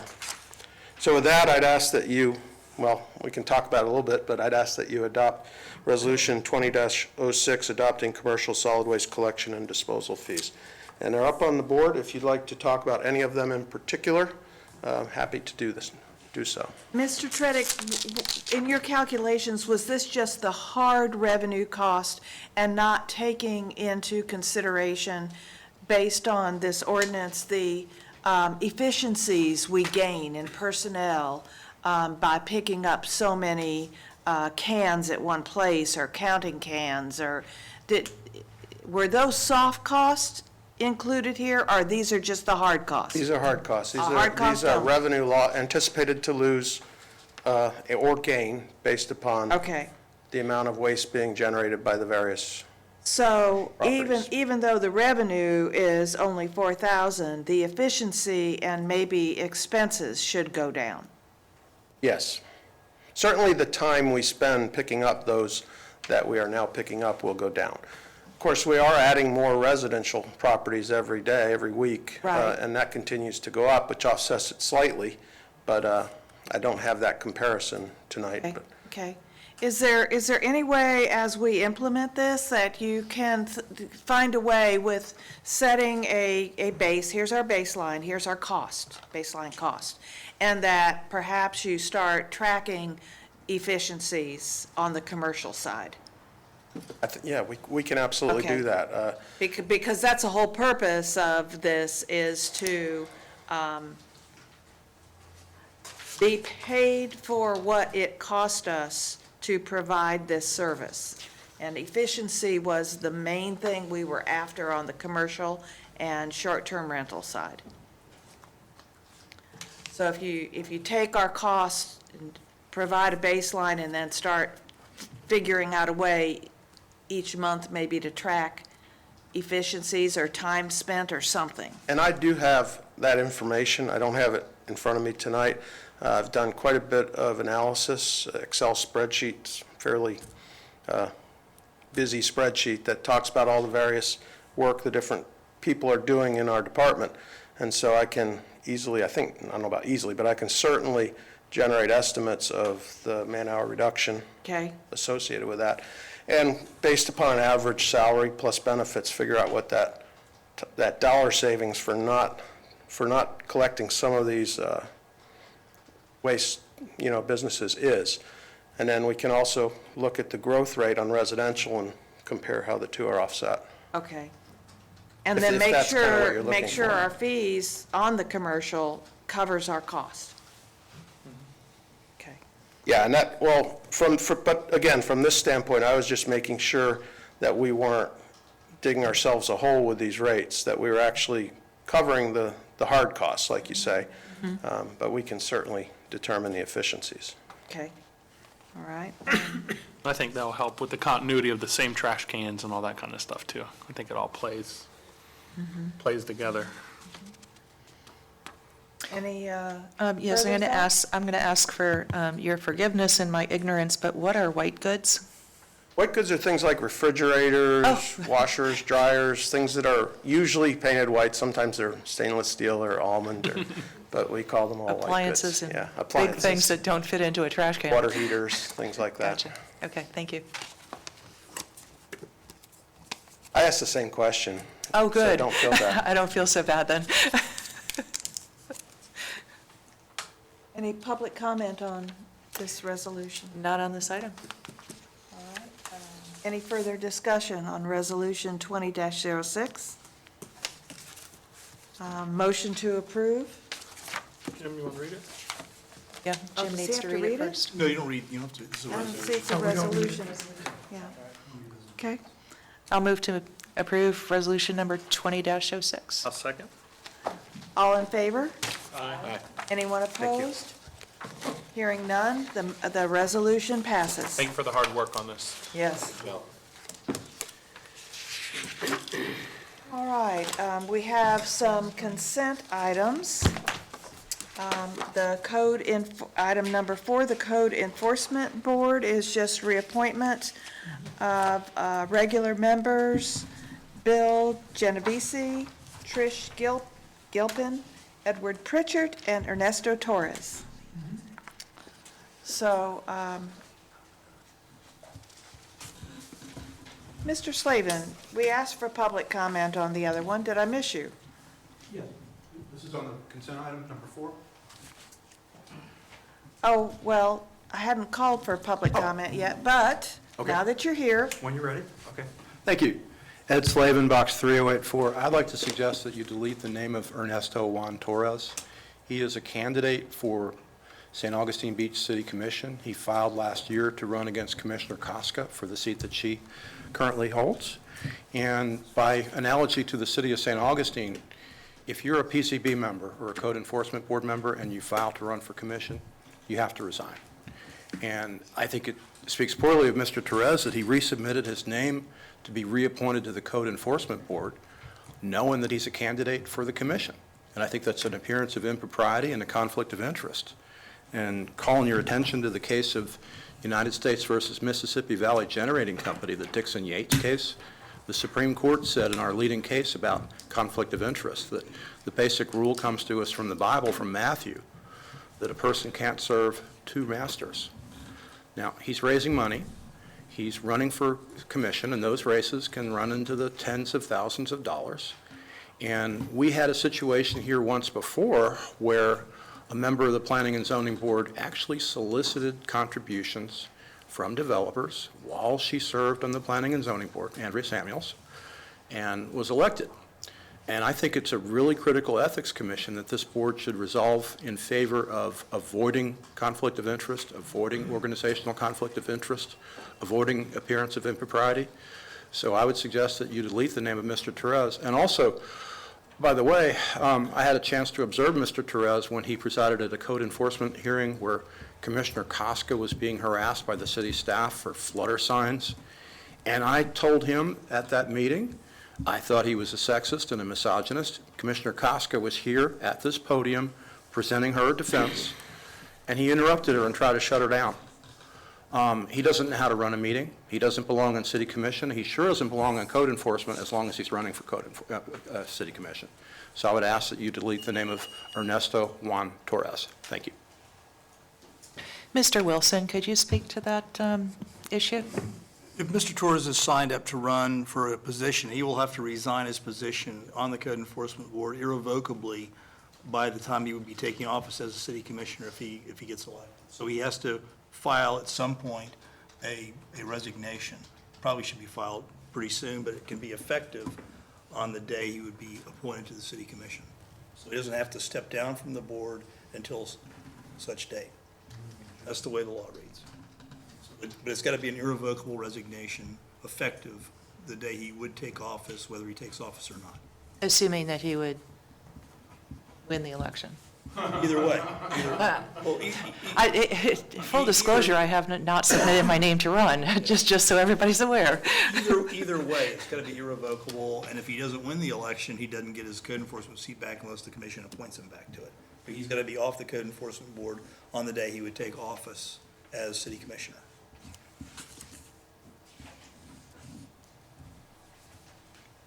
So if you reappoint him, he's going to have to resign pretty soon anyway. But the resignation doesn't have to be effective until that date.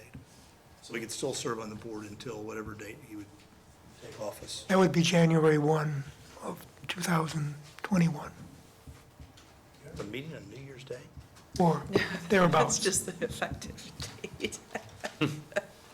We don't have that many Okay. applicants for the Code Enforcement Board. When does the current term lapse? Well, his current term lapses this coming April.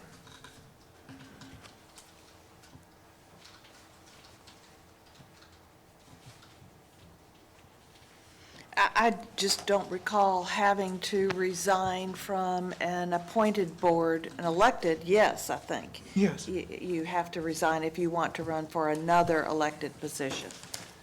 But I think any officer would have to. You probably should have had to, if you were a planning and zoning board member, you should have resigned when you ran for that, too.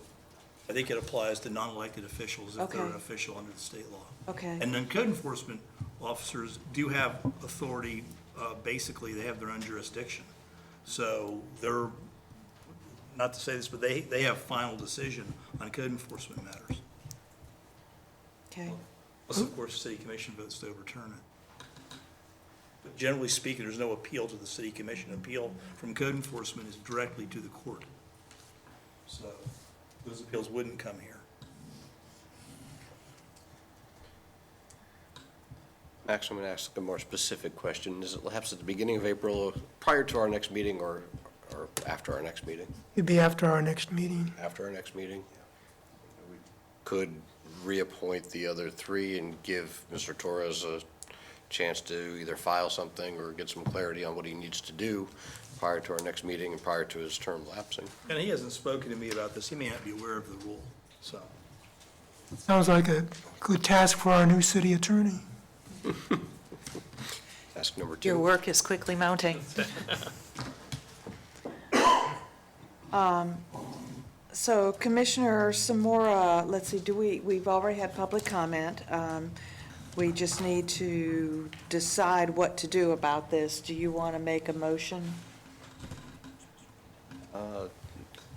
Yes, I can make a motion to reappoint to the Code Enforcement Board to a 3-year term, members Genovese, Gilpin, and Pritchett. And let's give Mr. Torres a chance to respond or act accordingly prior to our April meeting. Okay. A second?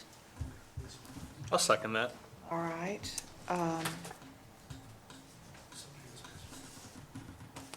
I thought it was, well, Ed Slavin had put one in, but he already spoke.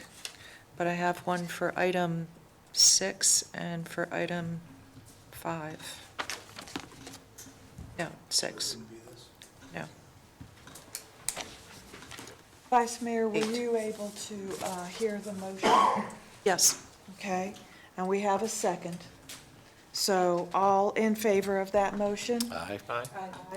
Aye. No, anyone opposed to that motion? Okay, none. So the motion carries for reappointment of the 3 board members, Genovese, Gilpin, and Pritchett, and with further communication with Mr. Torres. Okay. All right. Item number 5, Budget Resolution 20-01.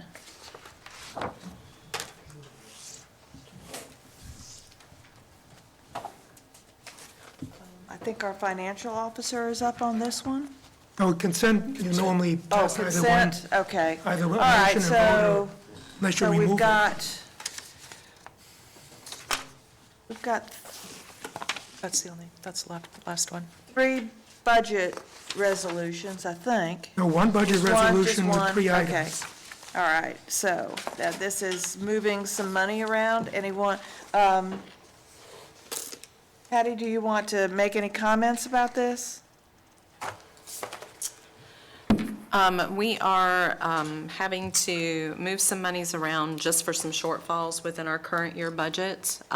They're minor, and then the other addition is some assets and additional building department supplies that we, equipment, things of that nature, that we need to increase the budget for, and that is coming out of the reserves for the building department.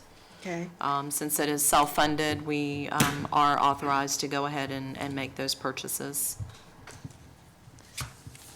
Any commissioners have questions about the building department purchases? Okay, so, ready for a motion or approval of the consent item? I'll make a motion to approve the consent agenda items as read, with the exception to Commissioner Samora's change for Mr. Torres, because that's all falls under consent. Is that right, Jim? Okay. Okay. All right, I'll second that. All in favor? Aye. Aye. Anyone opposed? None, the motion passes.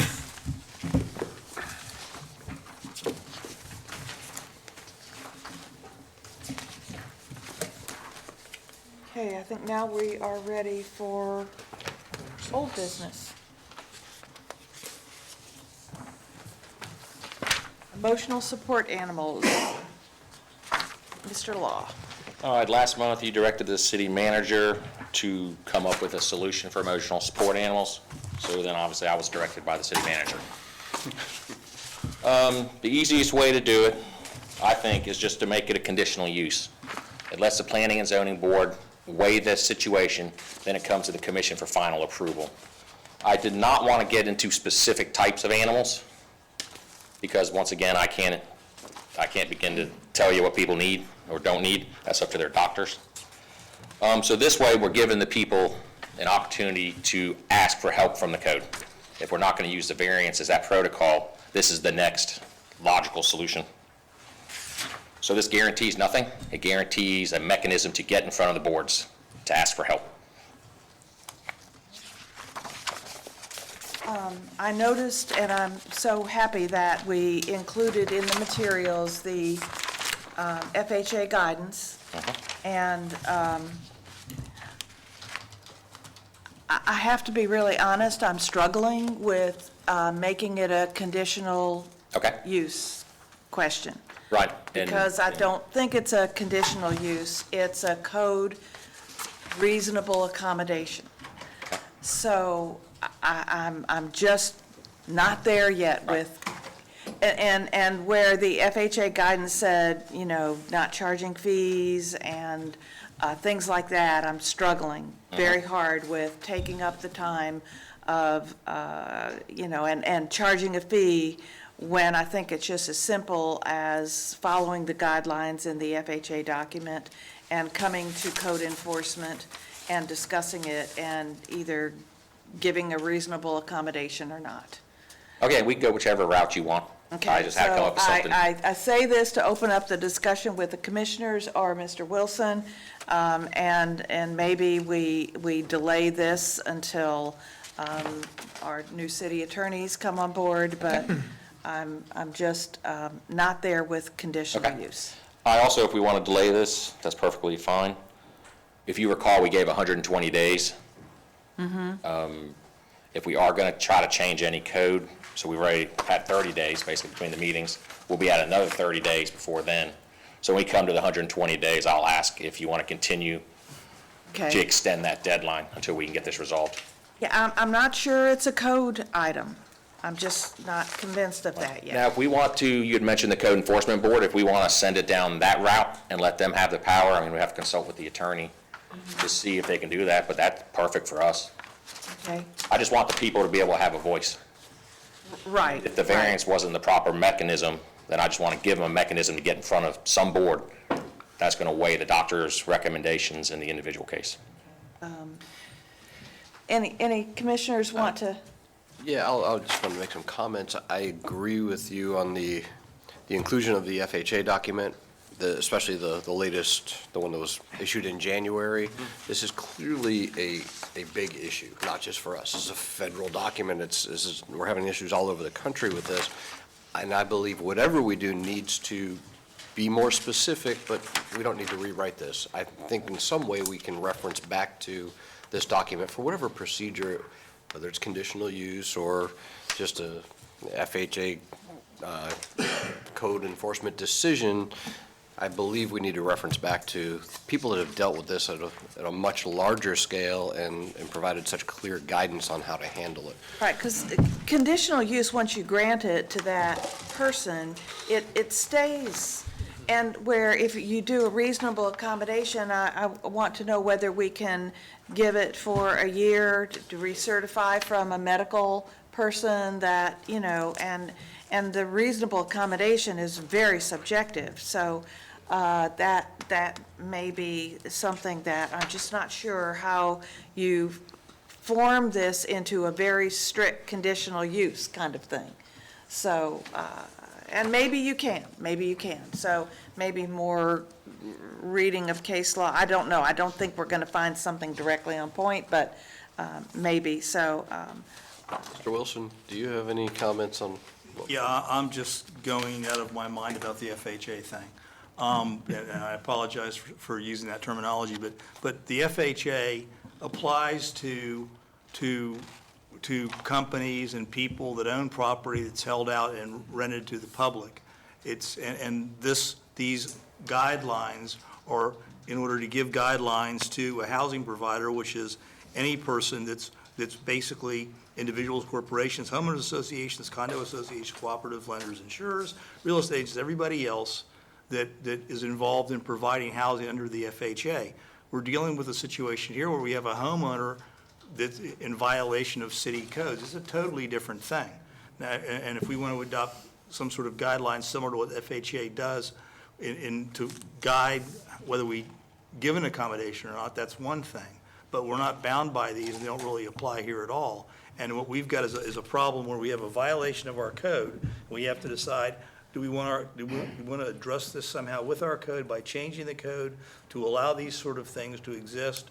And by doing so, it seems to me that the easiest way to do this is somehow through the conditional use process, which you have the ability to put limitations on. You can regulate where certain things exist, if you're going to, let's just say, if it's going to be a special needs rhinoceros, somebody needs an emotional support rhinoceros. Where do you put the rhinoceros? Backyard, front yard, side yard? Do you have to make it? You have to make an enclosure for it. You can regulate what you can do, and it doesn't. You don't have to continue with subsequent owners of the property. It only goes with that particular person that applies to. So if you want to approve chicken coops or you want to approve rhinoceroses as an emotional support animal, if you can find a way to make that conditional use apply within the area under our regular codes that govern conditional use, then you can do it. It's more of a protect the neighbors thing, just as the ordinance prohibiting these things was meant to protect the neighbors from. And that's what That's what you have to weigh. And if you're going to allow a emotional support rhinoceros in somebody's backyard, that may be a problem in a lot of these neighborhoods. Emotional support chickens or lizards might be a different story. So that's the process you have to go through. But right now, our code prohibits the keeping of these animals in a residential neighborhood. And there's nothing in FHA rules that's going to help you around that code section unless you change the code section. And that's as simple and direct as I can be. Mr. Wilson, isn't there some language in there that says that sometimes cities or municipalities have to give the reasonable accommodation to the code? If Like the they're code that dealing prohibits? with a piece of property that is being rented out or provided by a housing provider. Here, the housing provider is the homeowner themselves, the person that's in violation of the code. So Okay. that's why this simply, the guidelines that you would try to apply might be the same guidelines FHA directs for housing providers that are regulated by them. But that doesn't normally apply to a situation like what we have here. Now, if you want to use that as a template for the conditional use application, I could see how you could probably do that. But I don't think you need to go that far. You just need to figure out if you want to allow this, and if you do, what you're going to allow and under what circumstances you're going to allow it. FHA guidelines may provide some guidance, but in the end, it's not a place for code enforcement. Code enforcement has no place to go with this but find a violation right now. They can't grant a reasonable accommodation. That's not within their jurisdiction. That's not what they do. Basically, it's just the facts, ma'am, is this a violation of the code or not? End of story. And what's the fine going to be? And that's what code enforcement does. So if you want to do this, you've got to find a way to disarm your code prohibiting that in some way. And the best way to do it, I think, is through a conditional use process that can be governed by one of your boards, planning and zoning board, which can place limitations upon the use and a time limit upon the use, and make sure this use doesn't continue to subsequent purchasers of the property or owners or residents of the property. That's where you have to go. And so it's difficult, and it's not going to be an easy process, and I wouldn't, just because of the fact that everything we do here is done in the sunshine, in front of cameras and under lights and stuff, I wouldn't ask for a tremendous amount of information regarding the medical necessity, just the doctor's opinion that this is something that provides a service for the child or for whoever's involved that needs this emotional support situation, and without trying to cross-examine the doctor about what they need, because I think we get into some HIPAA rules when we start messing with those type of things. So it's ultimately, it's going to come down to common sense, but you have to do something with the code that prohibits it right now. Okay. What if, though, you approve the chickens and say no to the rhinoceros? Does that throw us into a potential, Well, no, you set the precedent? You've got to look at the effect of whatever this creation is on the neighborhood. A rhinoceros is going to be hard to contain. They destroy things and they can make a big mess, and it's going to be very hard to integrate a rhinoceros into Seagrove, for example, on those small lots. Chickens might be a slightly different situation. If they had an alligator, it might be a different situation. Maybe you can restrain them. They don't make much noise, but they do tend to stink, from what I noticed when I walked by the alligator farm. But those are the regulations. You can find a way, if you can find a way to fit this in and determine that this does not adversely affect the neighborhood. And a rhinoceros probably could adversely affect the neighborhood if it gets loose, and it's likely to get loose. And while chickens are unlikely to do much damage if they do get loose.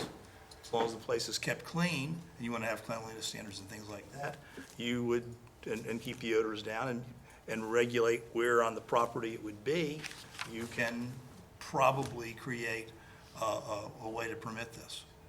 So that's why if the emotional support rhinoceros is denied, you can probably give good reasons for denying it. And the courts will defer to you in those matters. Got it. And Mr. Law, I think that you did exactly what we tasked you to do, because the biggest concern was we did not want to change our code. but we wanted to be able to somehow provide an opportunity for people with needs to be able to approach us on a case-by-case basis to get approval or denial. So I appreciate what you did, and although... It's a shot in the dark. Right. And I do believe that this is a vehicle that we can use.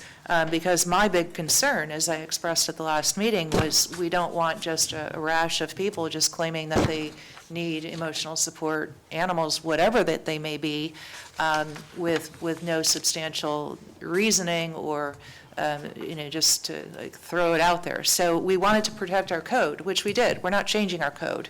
But we're saying if you have a special need, please bring it before us and we'll help make a decision. We'll make a decision from there. Yes, ma'am, that was my logic, put it in front of both boards, the recommendations from the planning and zoning, and then the final decision by the commission. Thank you. You're welcome. And I think there was a case that I read about the miniature horse.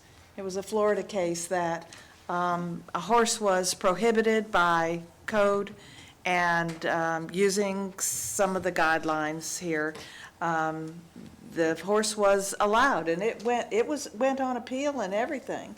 And it was allowed because of proving the disability and then the emotional support. And I think the horse, though, was actually a service animal.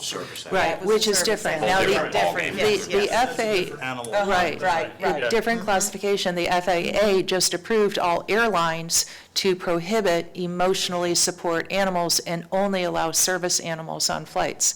So it is a kind of a contentious issue, which is here and now, but we also need to be careful about what we do to protect our city and citizens, all of them. My driving force was, if the variance isn't the appropriate mechanism, then I have to give the people a mechanism to get to you. Correct. And the conditional use is to let you set any terms you want, any lengths, any conditions, and so on. So you're just proposing, we're not ready to read any ordinance? No, ma'am, This is just a proposal on how to handle it? Okay, I didn't want to get an ordinance prepared if we weren't going to go down this path. okay. All right. I think Public comment? consensus, public comment? Okay. Mr. Jeff Sturtevant? I was actually wanted to comment on water use. Maybe Oh, okay. Okay, I'm so sorry. Pam Holcomb. Wilson. I think as a predicate, the Ms. Holcomb, name and address, please. Pamela Holcomb, 312 A Street.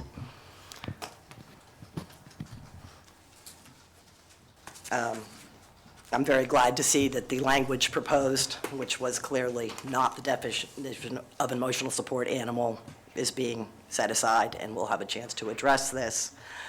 It's clearly erroneous, the language that was proposed. And the FHA guidance, by the way, which I provided as an attachment to my letter. We have that in our agenda book. Yes. In addition, I must take issue with Mr. Wilson's conclusion that the FHA does not apply to city variances. The mini horse case, which is Anderson v. the City of Blue Ash, dealt with livestock zoning ordinance, and that horse, my recollection, I don't have it in front of me, it was approved because it was in true ADA service animal, which can only be miniature horses and dogs and no other animals. The emotional support animal aspect, they didn't have to reach. Clearly, variances, the FHA applies. The Bryant Woods versus Howard County sets forth paragraphs of why it does. And I believe I tried to bring this up at the last meeting. There's a very simple mechanism. Somebody writes the city, they request a reasonable accommodation, we apply the FHA standards, we have a long guidance of how we do it, and nothing needs to be done other than applying the correct legal standard for an emotional support animal request, reasonable request. Doesn't need to be a charge. Now, I think it's perfectly fair for you guys to delegate that to whatever department needs be done. if there's sensitive, medical information that needs to be held confidential from the public, I think that there's probably a mechanism that can be done by. Okay, thank you. Back to the commissioners. Ed Slavin? Okay. Ed Slavin, box 3084, edslavin.com. Thank you for your compassion, and thank you for reading the Sixth Circuit case that I sent y'all. And thank you for, this board has a history of being really progressive on the Fair Housing Act. Back in 2011, unanimously, this board amended its local fair housing ordinance to include sexual orientation and gender preference, gender identity, and it was unanimous. And the Ku Klux Klan didn't even show up here. But a bunch of people showed up here last month, and they were concerned about a little boy with his chickens. And it was in the St. Augustine Record, and people were moved. And people were moved to tears. And all of y'all got it. Your board got it, and you got it. They recommended unanimously. Y'all recommended unanimously. And I'm just very impressed with this. And I think you do need to have an ordinance talking about a reasonable accommodation. And staff needs to draft that. And I'd strongly suggest that the next city attorney work with HUD in Region 4 in Atlanta and contact the HUD attorney who specializes in fair housing and vet the draft ordinance with them. Too often, this board and other boards here in St. Johns County takes a shot in the dark, so to speak, and doesn't do the research, and doesn't do legal scholarship, and doesn't do legal memos, and sometimes hears people, like the city attorney, say things that just aren't accurate legally.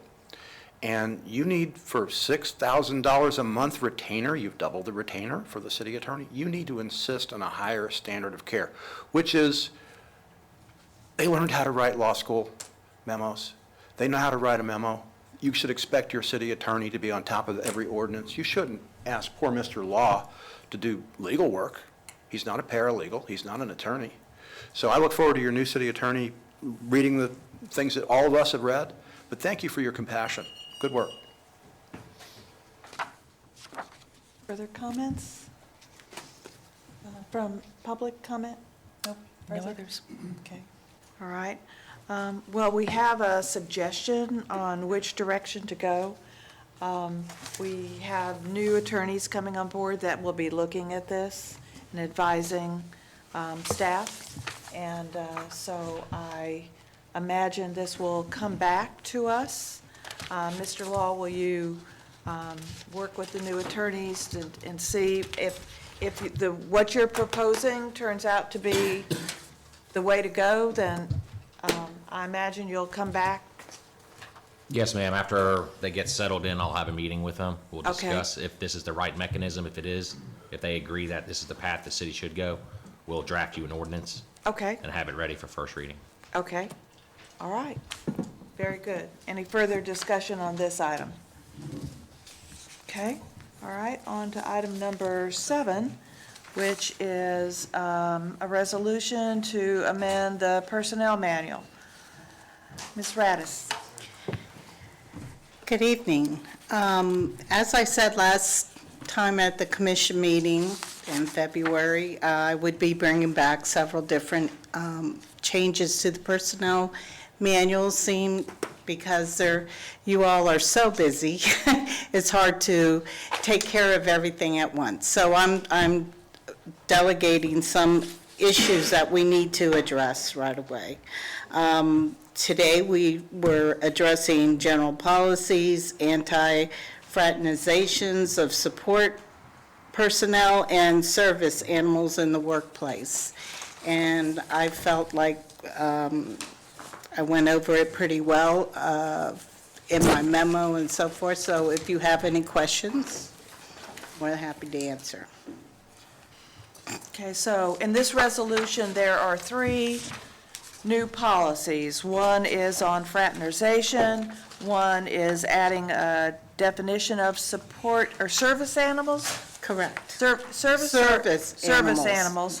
And then the last one is? It's just, it's general policies, which is just cleaning up the language of the general policies. We've got an ADA disability form here. Yes, that is Service for animal if somebody definition. needs a reasonable accommodation for the service animal, they're able to apply for that, and we can, make sure that it is something from the physician that says so.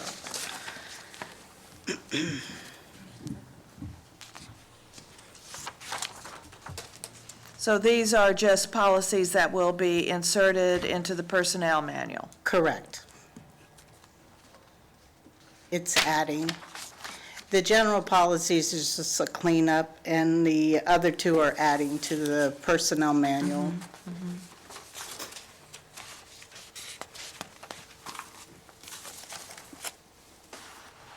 Okay. Commissioners, any questions on these new policies, personnel policies? Any? I do. I've got some questions okay. on the service animal portion of it. Okay. I'll start at the end. The ADA disability form of City of St. Augustine Beach, is that something that you came up with, or is that pulled from an ADA document? It actually is pulled from an ADA document that we send to a physician, and they fill out the information so that we know that it is a, requirement, or we wanted to do a. There was just there's some questions on here that I don't know.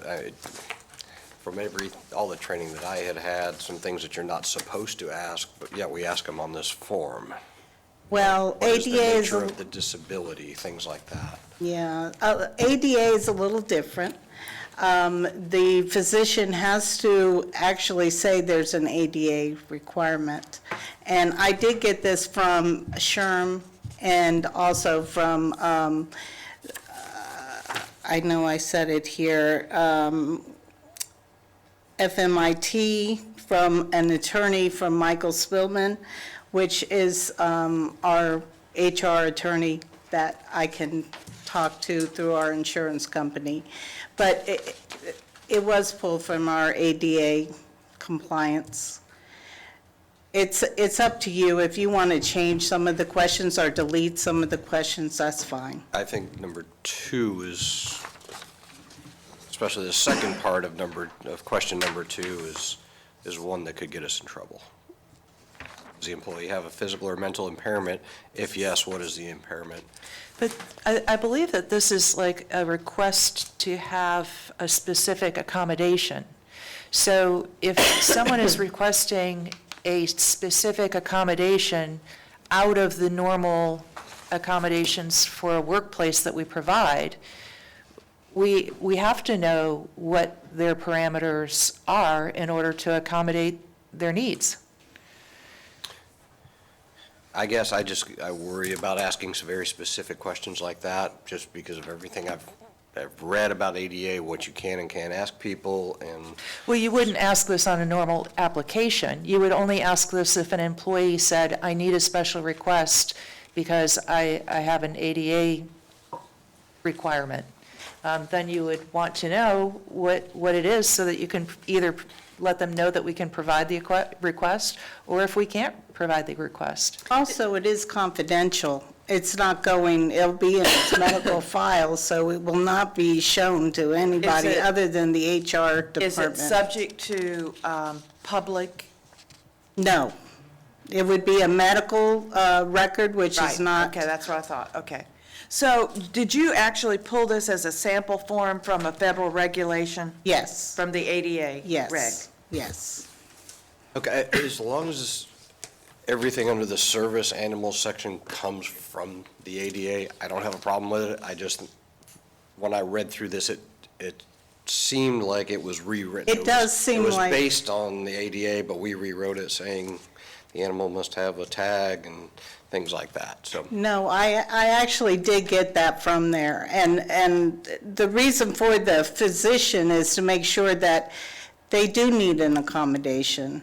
In service animals, there is a definition in this that says what a service animal has to do and perform, and you have to explain why. And it doesn't go anywhere but to HR, and it goes in a medical file and is not available to the public. You know, Beverly, I kind of was taught that when you're using a sample form from a federal regulation, you put a footer there. Okay. And if you put a footer on the reg and Where it came from? Yes, That's and fine. you don't vary it. You stay within that form and you don't vary it. Then I think we're in pretty good shape. And that, thank you, because that's basically what I'm asking is. Okay. If we're going to use an ADA standard, that we use the ADA standard, that we don't rewrite it, Yeah. and that we And reference it'd back be to like it. an And I did exhibit. not rewrite it. Yeah, I it'd be can tell like you an that. exhibit, it'd be an exhibit A or whatever Exactly. to your policy, and then you just pick up the sample form and put the footer in there, and I think we'll be okay. It's a very good suggestion. Okay. All right, so any public comment on this? Yes, Mr. Edslavin?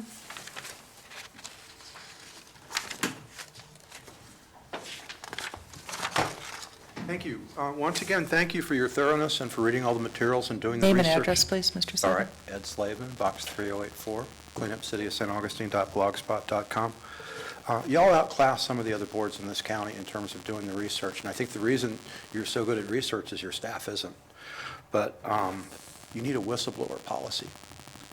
10 years ago, 11 years ago, your predecessors specifically refused to adopt a whistleblower policy that was presented to them that was similar to one that the Anastasia Mosquito Control District of St. Johns County adopted. You need to encourage your employees to blow the whistle. Also, in fraternization, an issue arose, and I want to thank Vice Mayor Koska for raising it, relating to one of your managers allegedly having fraternization with a subordinate employee on his staff. And Mr. Royal, contrary to EEOC guidelines, apparently didn't do a proper interview, didn't do an investigation, didn't get any sworn witness statements, basically talked to Brian William Law, and he said he wasn't doing it, and he took his word for it. But the striking thing to me is that after all the work that was done on HR here several years ago, when Gary Snodgrass was on the board, somehow we missed this issue. It's my fault. I missed it too. I missed the fact that you didn't have a fraternization policy. It's a big, thick policy, which once again militates in favor of getting comment from experts. I mean real experts, not some employment defense lawyer who, charges, 10 cents an hour or something to give you advice. Get a real expert. Get a professor at the University of Florida or Florida State to look at your policies and give you some coherent advice, probably for free. The best experts are cheap or free. Also, I do think it's kind of a conflict of interest to have HR under the city clerk. Those are separate functions. And you have several functions combined in very few hands over here, which your auditor should have questioned, but I know being an expert in compliance, Mayor, you're going to question it too. Thank you. Just as a matter of record, we do have a whistleblower policy. It's on page 20 of the current personnel manual under section 1.13.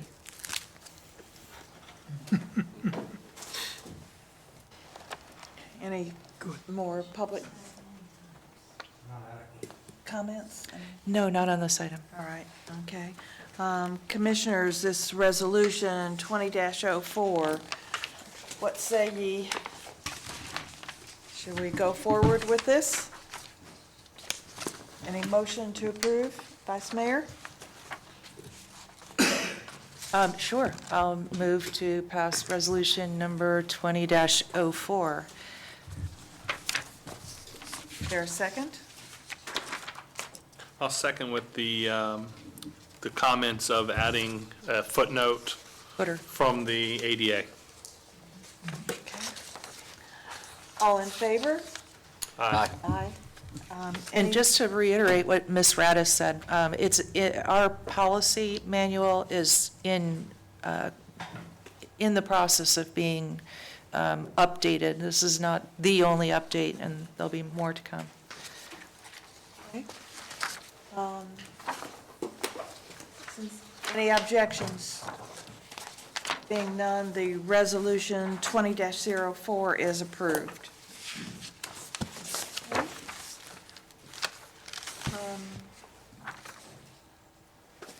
Item number 8, Mr. Tredick, for water management irrigation regulation. Thank you, Mayor. Bill Tredick, Public Works Director. Have before you today a first reading of ordinance 20-06. And let me briefly explain what it's about. The St. Johns River Water Management District currently has watering restrictions district-wide to ensure efficient use of water for landscape irrigation. They deal with odd number, even number of addresses, that sort of thing. And I want to point out, these are already restrictions that are in force. What we're going to be doing here, hopefully, is adopting an ordinance which allows the city to enforce them. And I'll get into in a minute why I think that's important. There's a lot of exceptions, and all these are written in district rules. Irrigation using microspray, microjet, drip, or bubbler systems.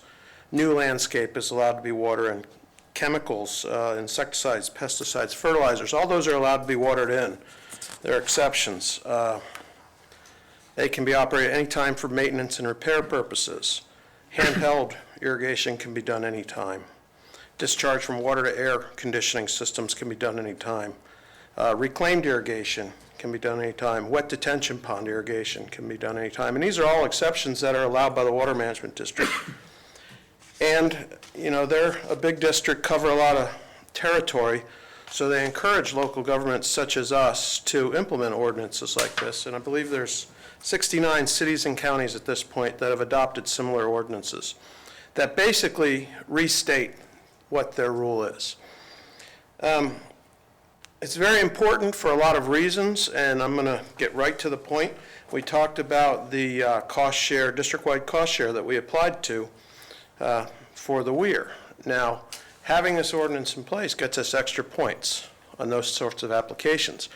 And that might very well be the difference between getting $500,000 and not getting $500,000. I mean, it's vital, I think, to maximize the amount of points we get on these applications. You know, water quality improvements, even beyond the pond, when we apply for grants, flood protection projects.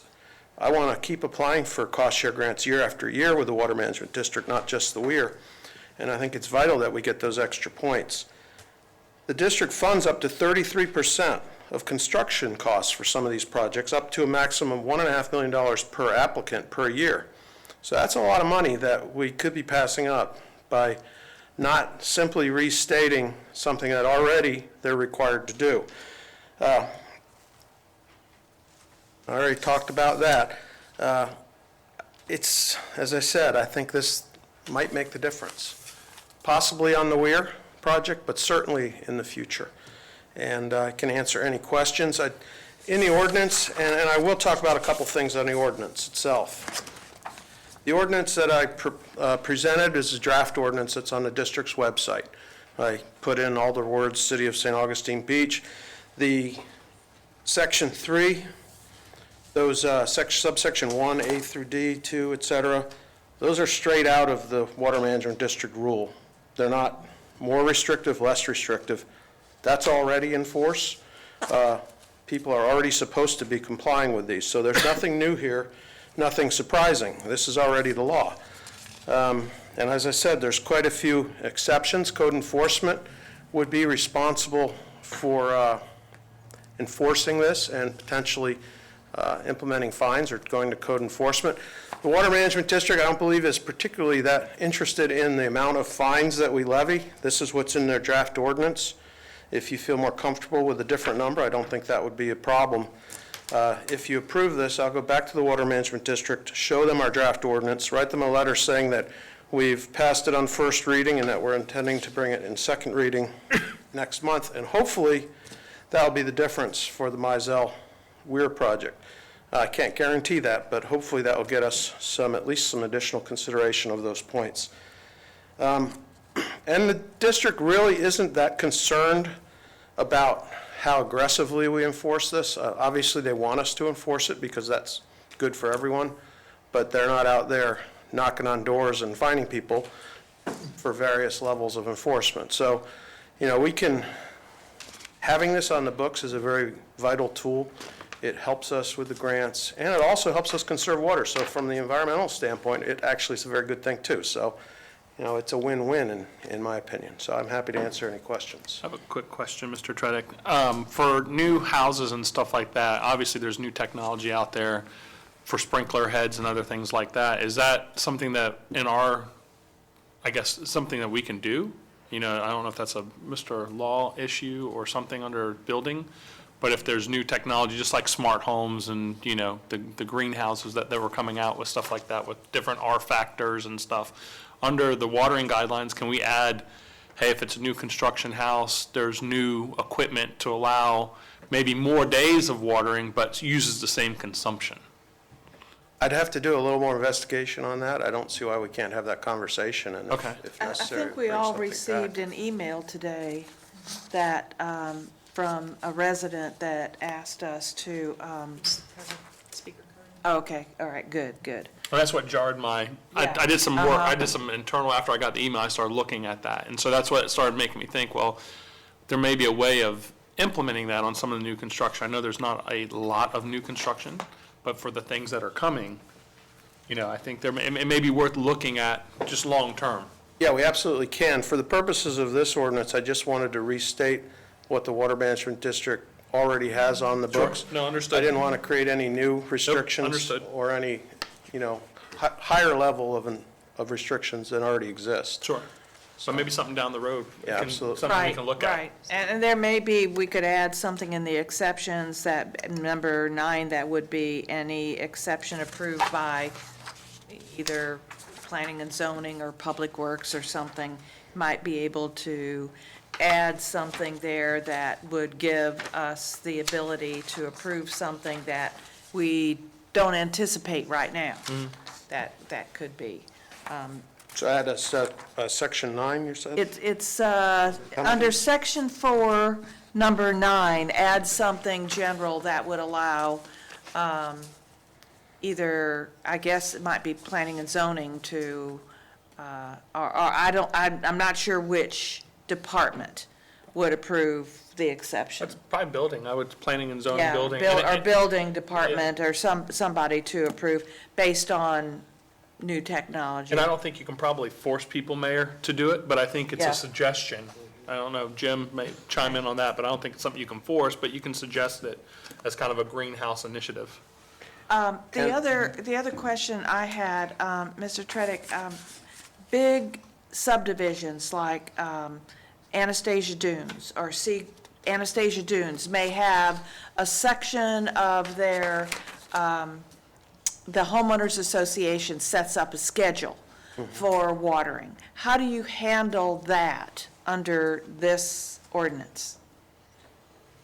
We would, by this ordinance, we would be able to enforce it on an individual basis. So it's a good question, whether or not we can add some language to deal with homeowners associations to have them help in implementing that ordinance. That's a really good suggestion, and we can look at adding that My in here example somewhere. was the cottages in Sea Colony were on a specific schedule. And I think it was just twice a week, though. But it was definitely a different schedule than what this ordinance proposes. Then they are probably not in compliance with the Water Management District rules at this time, so that's. Well, there was all kinds of opt-outs and all kinds of things, so that is going to be something we need to think about before finishing this ordinance.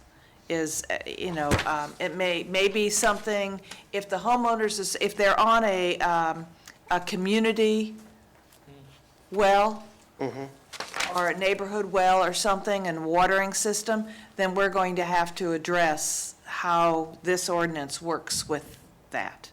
May have to get some approval from. Yes, I will. I'll have to talk to the Water Management about that between first and second reading and see if they would be open to that sort of an ordinance as still meeting the ordinance criteria. They do have to approve this ordinance in order for us to get on their list as one of the 69, we'd be number 70. If they approve it, then we'd be eligible for that. If they say no on that, then we'll have to have a discussion whether or not we want to have communication with those HOAs as to how to deal with that. Right, and that's usually, and it would be any kind of community well for maybe townhomes or cluster homes or zero lot lines or any community well that is irrigation system that is watering, I think, Well, 26 homes. and they would have to have a consumptive use permit, I believe, depending on how many homes they're irrigating, so, and I don't know all the nuances of that law, so, I mean, they, if they're not in compliance with their permit, they do Okay. have an issue, potentially an issue there. If Okay. they irrigate through reuse, if they irrigate through surface water, they don't have that same restriction, so, through a retention system, as long as they don't supplement it with well. Okay, There is a all right. requirement of that. So in the we water may management need to do some research on some of the communities and neighborhoods here, HOAs here, to see what's going on. Okay. All right. And if you are uncomfortable with those suggested penalties, let me know and I can adjust those. One thing that we've been doing is moving the penalties, actually, those are adopted by resolution and referenced out somewhere else other than an ordinance. Is that a possibility? I think it would be. We'd say penalties will be adopted by resolution. We can make that change.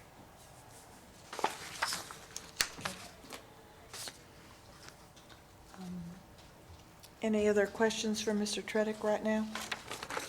Public comment? Yes. Mr. Jeff Sturdivant, thank you, sir, for your email that you sent to all of us earlier today. You're welcome. I'm glad you had a chance to look at it.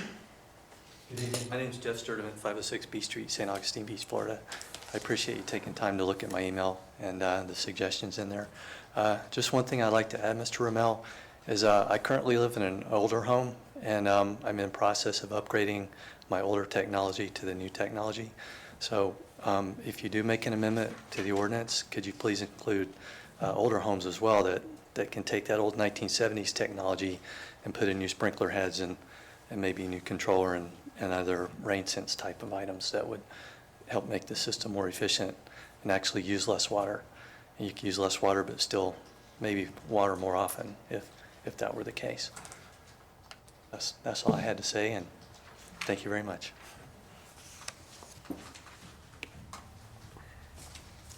Mr. Ed Slavin?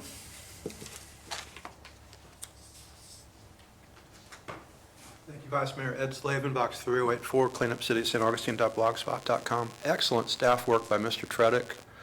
And let me repeat what I said last year when he presented at the St. Johns County Commission Legislative Delegation. He's one of the top 2 speakers I've ever heard speak there since 2006. The other one would be Kathy Brown from COA. And he was relaxed, and he wasn't nervous. And I congratulated him on that here at one of your all's meetings after the meeting, and he said, they're just people. He gets it. He's got the people skills. And if you're looking for someone to designate as temporary city manager, obviously Chief Hardwick is running for sheriff, so he's not going to be available. But if you're looking for somebody to designate as temporary city manager ad interim, or just for the succession plan, I would highly recommend Mr. Tredick. He knows what he's doing, and I yield the balance of my time. Thank you. Commissioners, any further discussion? Is there anyone who would like to make a motion on this ordinance? Me to read the Oh, ordinance? yes, please. Forget that, Mr. Wilson. You're new at this. Ordinance 20-06, an ordinance of the City of St. Augustine Beach, Florida, providing for local implementation of the water conservation rule for landscape irrigation of the St. Johns River Water Management District, providing definitions, providing landscape irrigation schedules, providing exceptions to the landscape irrigation schedules, providing for variances from the specific days of the week limitations, providing for applicability of the ordinance, providing for enforcement of the ordinance, providing for penalties for violation of the ordinance, providing for codification, providing for repeal of all conflicting ordinances, providing for severability, and providing an effective date. Sorry, I didn't write that. Get my revenge later. I'll make a motion that we approve ordinance number 20-06 with further research and adding an exception, number 9, that would give department the right to grant an exception based on new technology and water-saving apparatus. And I think there was another item. I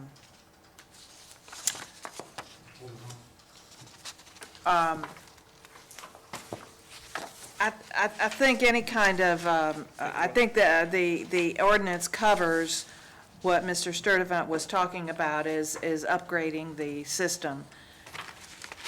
Yeah, it does. I mean, And that number 9 would cover his concern about new technology that is perhaps sensitive to the need for water and how much. And in fact, in the exceptions, the microspray, microjet, dripper, bubblers. I wondered if that covered what he I was think talking they about. kind of Yeah. cover those technologies you're looking for. I mean, always new things may come out that are different, and the Water Management District would have to change their rules potentially to, because this is very specific language in their policy, in their rules. So my only concern with that, with allowing us to look at exceptions with new technologies, maybe if we can add, if those technologies are accepted by the Water Management District. That way, we're maintaining a conformance. I don't want to go beyond what they're doing and then have our ordinance no longer comply. Okay. That's my concern Good point. there. Good point. Okay, so let's just take out number 9 for right now. If the one,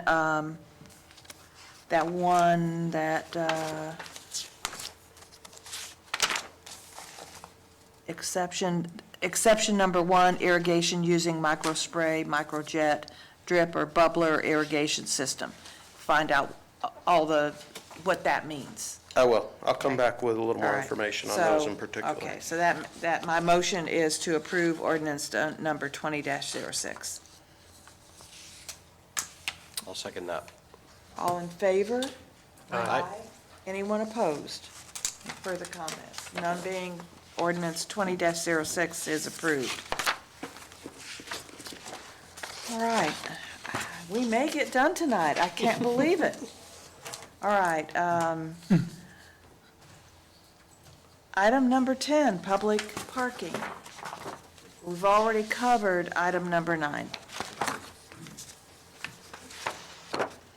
Okay, Max, I think you're the presenter on this one. Well, it's a duel between me and the Okay. vice mayor. Okay, all right. I could defer to the vice mayor since Okay. she's of senior rank, or she could defer to me to lead it off.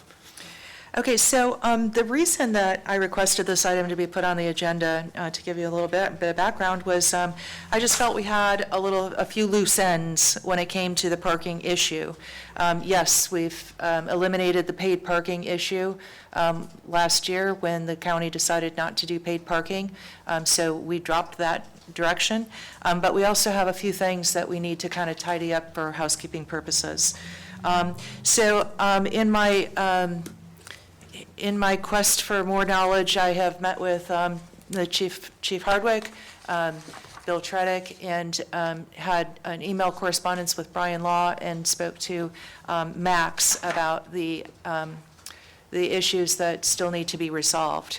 Now, one is, where do we start? So, Max, you're always so good at giving us a little bit of direction.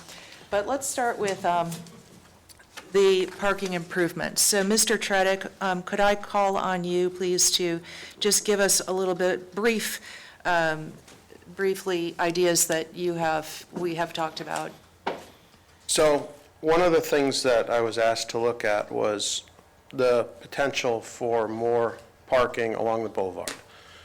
Our commercial area where we're very limited, we're struggling with the amount of spaces, particularly when the sand is soft and everyone's trying to get to the beach. So I have some slides here of some ideas looking at our plazas. I'm not advocating some of them, but I wanted to show you where the possibilities may lie in city-owned properties and rights-of-way. So, quick background of where we have parking spaces out there right now. We have a little over 200 spaces in various places, Pier Park, the garage. I didn't include the pier itself, county parking, but we have the parking by the garage. We have 16th Street parallel parking.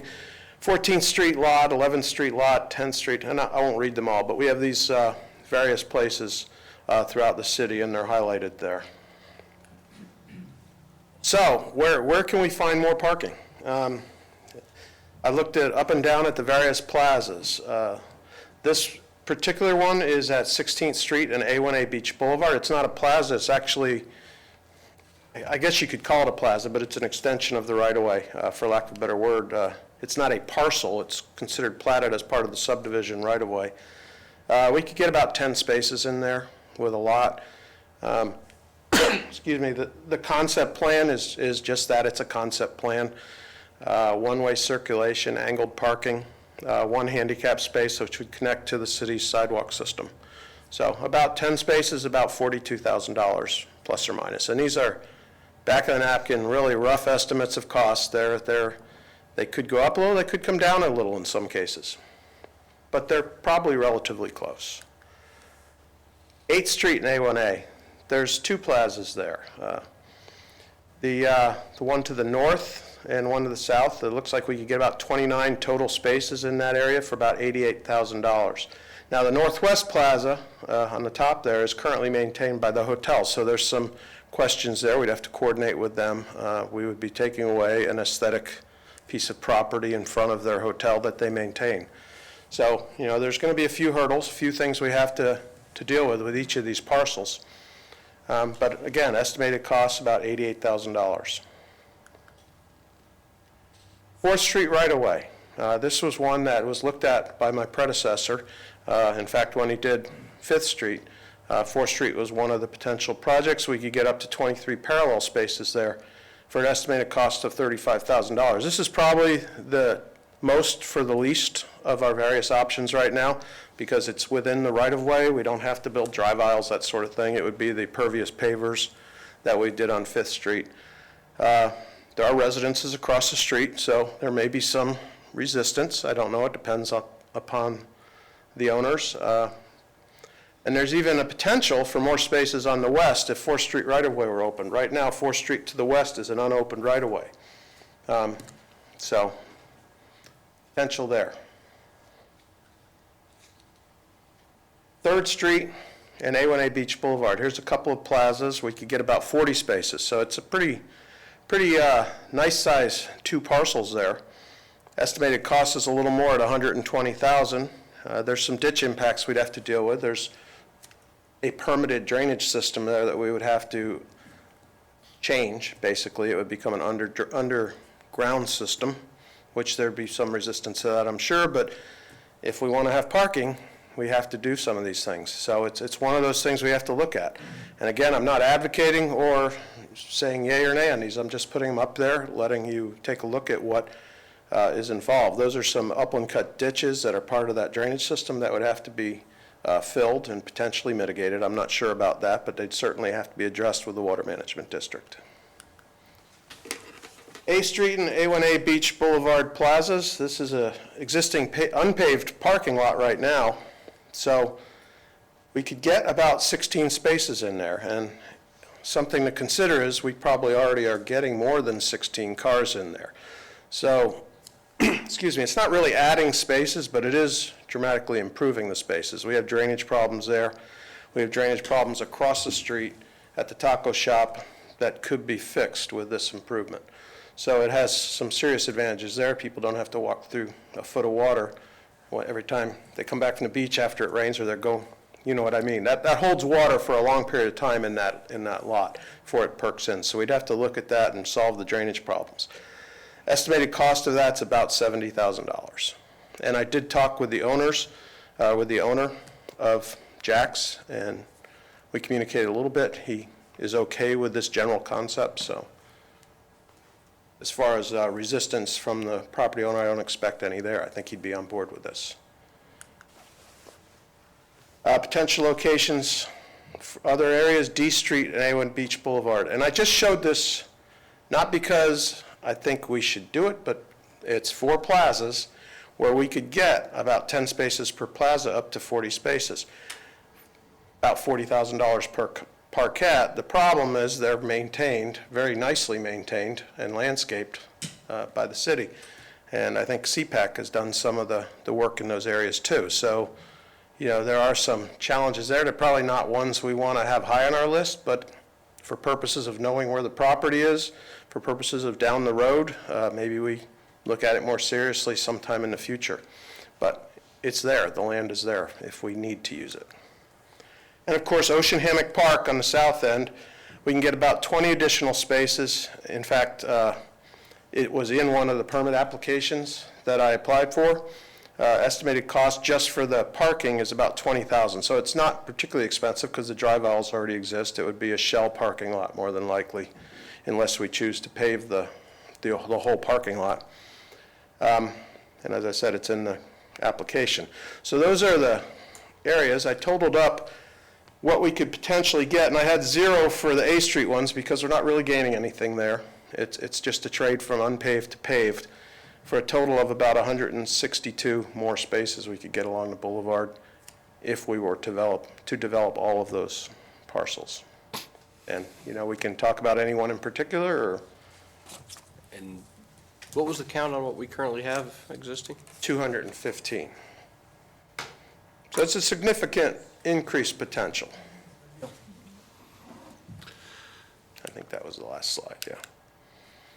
Well, Vice Mayor, unbeknownst to what you were doing, I was also talking to Mr. Tredick about parking on the boulevard with some of the parkettes that are just kind of run down, especially by the auto mechanic spot. That parquette's kind of empty. And also I had dialogue with a former county employee about how TDC can help fund the majority of this because it's allowing more beach access. Right. And also the Port and Waterway, which also allows for beach access, there's money there too. So I think to follow up with what you have mentioned, I think there may be some mechanisms in place to yield some parking spaces. I don't think we can do all 162, but it'd be nice to get 60. Right. So one of the things that we will be tasked with is we really need to consider what do we want as our priority. Do we want to add more parking spaces, or do we want to preserve green space? Or is there a meet in the middle line? In the materials, Max has suggested that we create a 5-year parking plan to be able to implement any changes that we think are needed and would benefit us.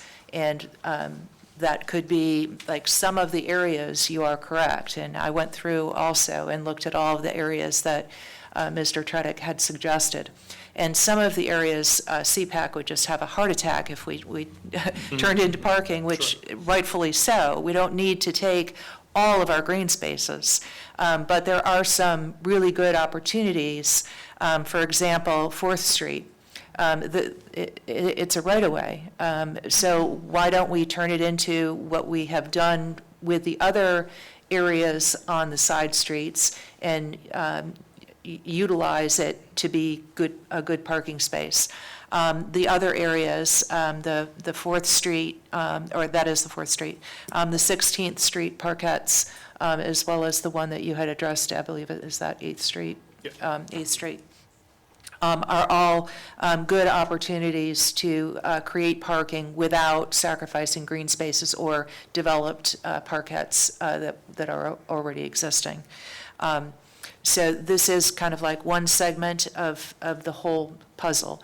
And that's what I'm trying to do, is just put all the pieces together in a way that is going to fit our needs. And with your concern over green space, and I really share that, because the parkettes are wonderful respite places. Most cities don't have that. But that any parking we do that is directly adjacent to the boulevard, we have an ordinance that requires a buffer that hides those cars. So we'd have to figure that in the cost. It would have to. Correct. It could be very similar to the little parking area that we already have on the corner of 8th Street on the east side. So it's very doable. When I was looking at the plats with Mr. Tredick, there is opportunity to put that in. it changed the number of parking spaces available because of adding the buffer, but we can navigate that with the one area having a one-way in and one-way out, and so you have the slanted parking to accommodate the spaces. So that is the first part of it. Again, Commissioner Rumwell, as well as Max pointed out in the materials, TDC is now allowing allocation of monies for projects like this. So it may not be that we have to, plan for the total cost, but part of the cost. And again, I'm going to say I am very well aware of our budget constraints. So this may be a lofty dream, or it may be a 5-year dream, but we want to be able to make our community safer and better access for the people who come. And we are going to get to a point in time, I think, where we're going to have to say to visitors, we're full, and you have to find a different beach to go to, or today you're going to have to drive down the road a little bit to go to the next access area. But in the meantime, we can also make a plan to continue to develop the areas along the boulevard into useful spaces. Vice Mayor, I applaud you for bringing this up. I'm so glad, I was so glad to see this on the agenda, as parking is something we talked a lot about in terms of paid parking, and at the time, I kept trying to reiterate, there are reasons for us to try to implement paid parking, not that I'm trying to revive it, but the underlying reasons are still there, that we need more parking. We have more people coming to visit. Our community is growing. The communities around us are growing. You look at all those, the apartments that went up on 312, they're full. Where are those people going to go this summer? They're coming to see us. So I love, and Mr. Tredick, thank you for your approach to this. Whether you support the areas or not, let's identify them, do an inventory. Let's rank these in order of, come up with some criteria to rank them, and we'll put them into a 5-year plan. I would just caution us on, if we put a 5-year plan together or a 10-year plan, it's a plan that's probably never going to end around here, the way things are growing, but I wouldn't want us to be reliant on TDC. I would want us to formulate a plan to where we can fund some of this, maybe not all of it, but maybe we fund so much per year, and then if we get some money from TDC, that's a bonus. They've got the mechanism there to allocate some funds for things like this, but they've been very stingy thus far with them. Correct, absolutely. And this topic really does go hand in hand with another parking-related issue topic, and that is if we don't give people places to park, they're going to park in places that we don't want them to park. And so whether that be on, and I know that I referred to people's yards, but, and there's also parking in right-of-way, but there's both, where people are infringing not just on the right-of-way, but actually in people's yards. It doesn't happen very often, and it is quickly rectified by our police force. But it does happen. There's people parking where they shouldn't be parking. So if we do give other opportunities and specific areas to be able to park, it will help to eliminate that. So the next, I'm sorry, does anyone else have anything to add? The only thing I'd like to add, Vice Mayor, if I can, is the fact of kind of as we do this in a long-term plan, that I'd also like to see the boulevard change and clean up a little bit as well. Because I think as we do these parkings, to Mayor's point, is that, you go up to Jack's Beach, for example, I think it's right at 12th Street. In one of their pocket parks, they've made it like a sculpture garden, kind of like we have here.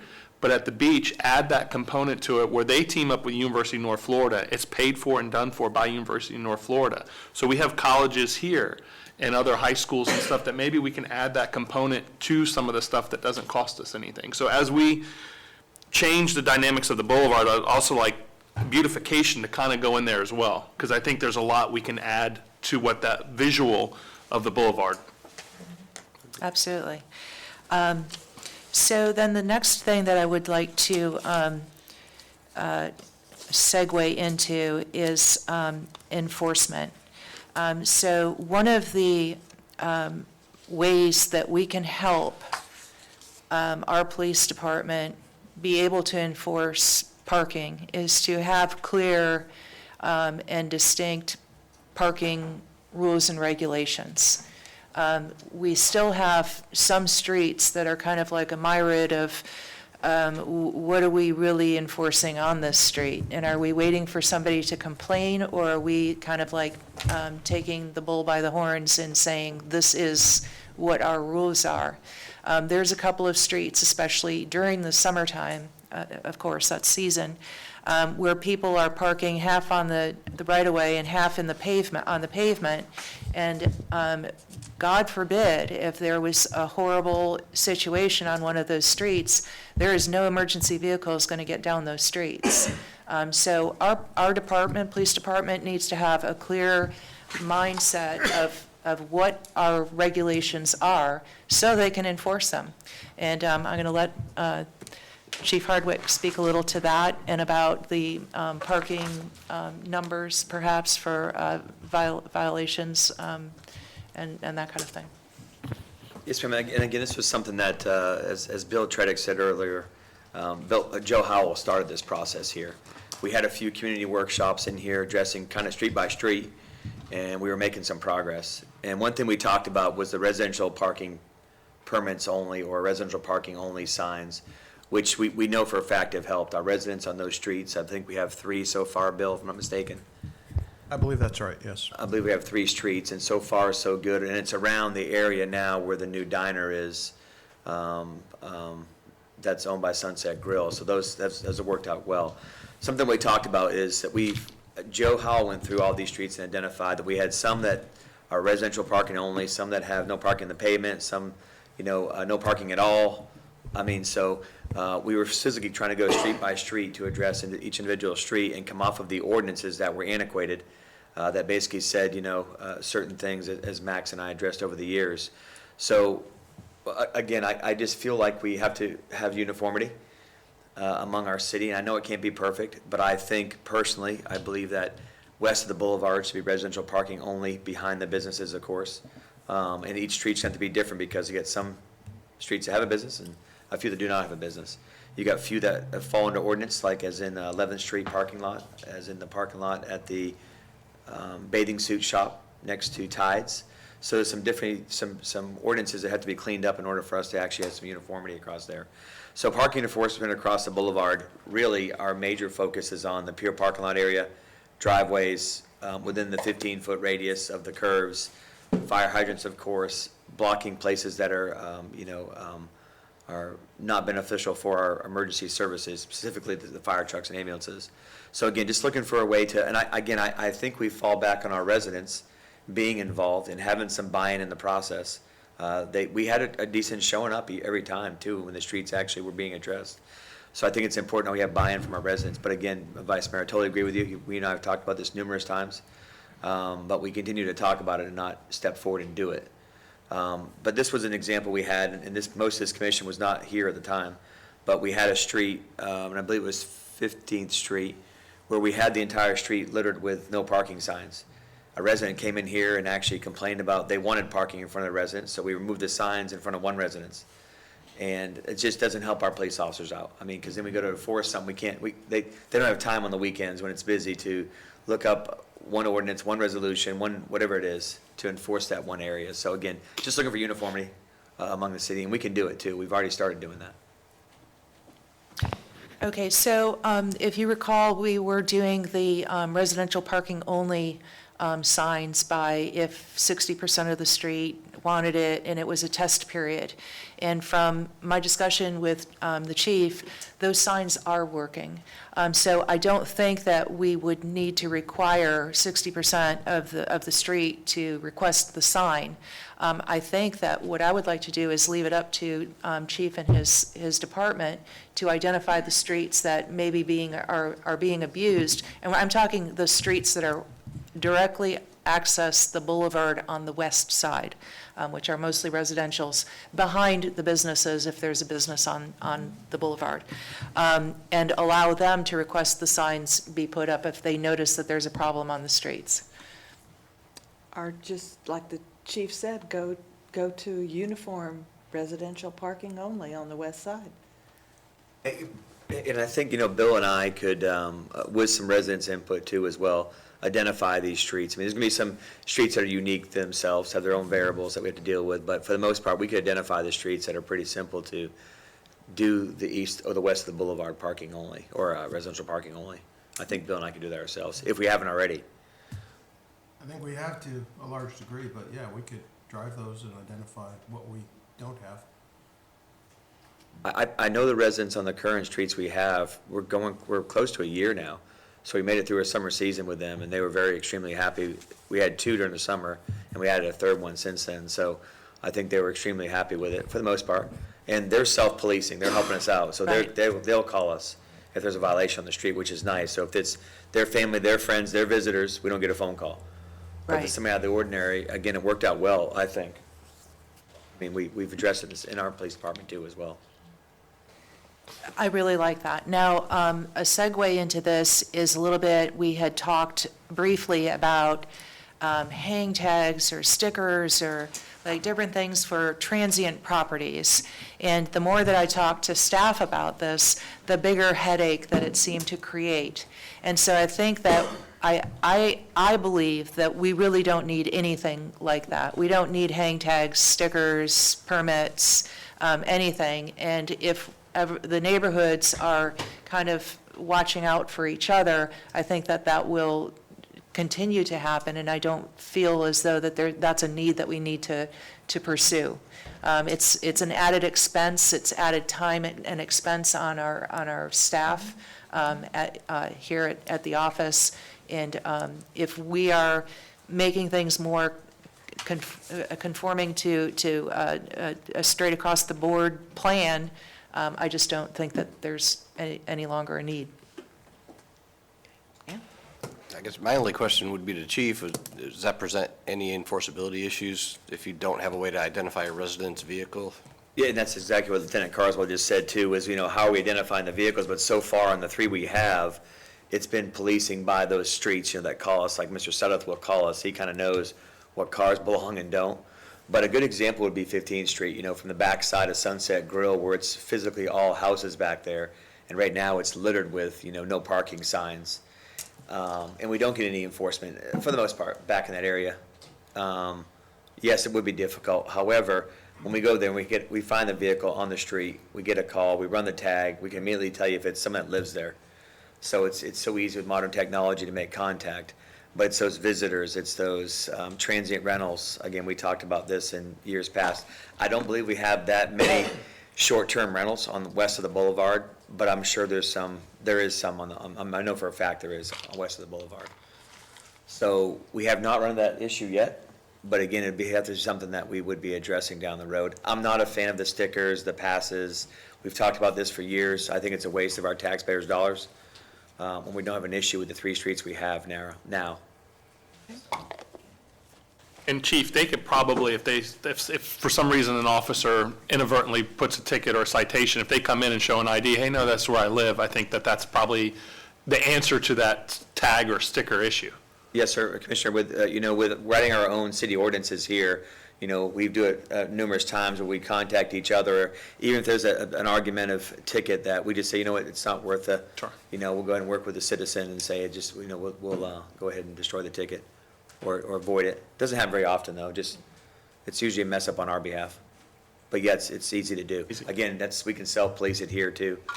So, and we have a quasi, judicial court system here, really, between City Hall and us over there. We talk to each other, and again, if it's an argumentative or, a ticket, it's not worth it. We just go ahead and err on the side of our caution and go with the citizen and just get rid of the ticket and void it. But I think it's, again, we did not have that many calls for service on those 3 streets that have and it's kind of scary when people actually don't obey stop signs, but they actually watch a sign that says residential parking only. I don't know. Thank you, Chief. Okay, and then the last segment is talking about our parking codes. Now, this specifically talks about number of parking spaces that would accommodate different buildings, businesses, commercial. We ran into a situation with Embassy Suites where they were allowed to build and give parking according to the number of rooms, and they fit the code.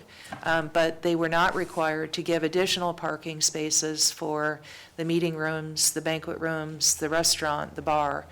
So what I'm hoping to do, and I know that we don't have a lot of vacant, large properties left within the city, but I also think that it's important to have a very comprehensive plan that makes sense. And right now, our parking code specifically relates the number of spaces to the square footage of each building. And this includes restaurants, which when I discovered this years ago, I was just really surprised, because usually the accommodation for parking for restaurants is determined by the number of seats or the occupancy. And so I actually had an email exchange with Brian Law, and because of schedule conflicts, we weren't actually able to meet. But I was hoping to talk to him further about this. But I did talk to Max a little bit about this and exchange some ideas with him. And what we had talked about was that we actually did have our code match the number of seats. And at one time, the building official actually would periodically go into the establishments and count the number of tables and chairs to get a count. I'm not an advocate for that. I think that there's actually a step in place that we can utilize, and that is fire code. Okay, the fire marshal has to have a report of the number of seats, or actually not seats, but maximum occupancy of the building, right? So that would eliminate the need for counting seats. You're doing it on how many people are going to be inside that building, or what is the maximum capacity, and kind of formulate an idea for designating parking according to maximum occupancy of the building, because that way it doesn't matter if you're a restaurant or a bar, if you have how many tables or how many seats, it's the number of people, because those people are going to get there probably in a car, right? So they're going to need somewhere to park. And any of our existing businesses, of course, we could not force them to comply. There's no way that they would be able to comply. But anything that would be built in the future, or if a business was completely destroyed by a storm or a catastrophe, then their rebuild would have to comply to the new code. So thoughts on that? Thank you, Mr. La. I figured you needed me down here. Yes, I did. I appreciate that. Thank you very much. The rest of the parking parameters seem to fit for like retail shops or things like that. The spot that it doesn't seem to fit is within the restaurant category. I think the other, just to balance, is remember, we're trying to encourage commercial use and more retail and more revenue. So we're going to have to balance. If we become very strict on parking requirements, that could chill some of the retail or commercial use that we want to promote. So as long as we balance things, sounds great. Right. Well, the retail would not change. It would still be based on square footage. Mm-hmm. However, any restaurants or hotels with a restaurant, those have to have enough accommodation for parking so that we don't continue to run into a problem. And so I would definitely agree. We don't want to have a chilling effect, but we want to be able to encourage them. So shared parking is also something that we can consider. I know there's businesses on the boulevard that are only open during the week, maybe 9 to 5, and then a big parking lot sits empty on the weekend that might be able to figure something out. Right, sure. Mr. Law, did you have anything to add on the parameters of the parking and requirements for any of the individual entities, retail or restaurants or? Okay, I was listening, and I heard what you'd said about the restaurants, and to help explain that, yes, we use a flat factor based on gross floor area. This definition tells us how to measure it. Now, you talk about occupancy with the building code. Well, Chapter 10 of the Florida Building Code is going to tell you how many people you can put in a building based on square footages. Usually in assembly area, we traditionally use one person per 15 square feet in the actual main people space. But the big storage rooms in the back, that's one for every 300 square feet. Then the kitchens have another factor. If you actually run the numbers in a typical restaurant, you'll find that the way we do it here, it does track pretty close with what the occupancy is. If the commission wants to do it per occupant, that's a perfectly acceptable way. I believe the county does, I don't remember, it might be like one spot for every 3 occupants or something like that. That is a much easier way to do it. And as far as the fire marshal, they take what the plans are. Any commercial new development, the designer will specify the occupant load, and the fire marshal reviews it along with the building official. So if the commission wants to change that, we can do it, but it's not going to make that much of an impact, because when you run the numbers all together, it always it equals out. But it would be a little more real-time data. You know, if you knew your business had 100 occupied for 100 people, and you had a factor 1 in 3, you would assume 34 spots. And then of that, 2 of those would have to be handicapped per state statute. I do have a question as it pertains to occupancy. When the fire marshal does it, how do they treat outdoor spaces? A perfect example is Beachside Diner, because and we'll talk about that later, they count the tables and chairs. That is an alternative method. And we did just complete an inventory of all the restaurants in town to help out the utility department. So we know what they have, and we get that to Ms. Dariana with the business tax receipts, so we can see if everything keeps tracking year to year. But usually the fire department, all that stuff will be settled up at plan review. It's required under minimum plan review requirements to have the occupant loading. And we do break apart outside from inside because it affects the way we egress. So, and then we post a little sign outside. If there was a lot of outdoor space, is it counted the same as indoor space, or do they allow more occupants in an outdoor open space where egress isn't an issue? I just wouldn't think it would be that accurate in that scenario, Right, is what I'm saying. and how did that impact It would be parking? based on the total occupancy for the facility. So we would add in, but the factor is essentially the same. It's going to be under the table and chair section of Chapter 10, and it's going to tell us it's usually those removable tables. So I want to say it might be 1 for every 15 square feet. But if they have a table layout, which the fire department usually does require, the fire department will count the chairs.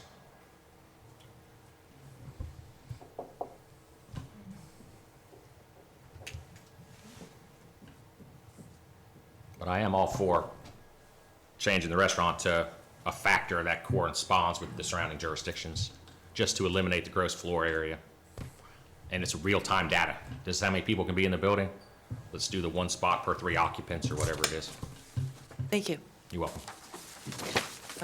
Other comments, questions? Wow, cool. Okay, so then we are to the actions. What do we want to do? I think that creating a 5-year plan is a great idea. I would like to see in our plan some utilization or prioritize the areas that are available to improve for parking areas. Again, I would definitely stay away from any areas that are already improved or beautified. Then see if we can create something within our code to address for restaurants from the creation date forward. Again, we absolutely could not go back and have restaurants mandate them to follow a new code. That we allow the police department to monitor the streets and establish streets that need additional or new signage on the west side of the boulevard for residential parking only. and that we ask the Planning and Zoning Board for more input on ideas for the 5-year plan.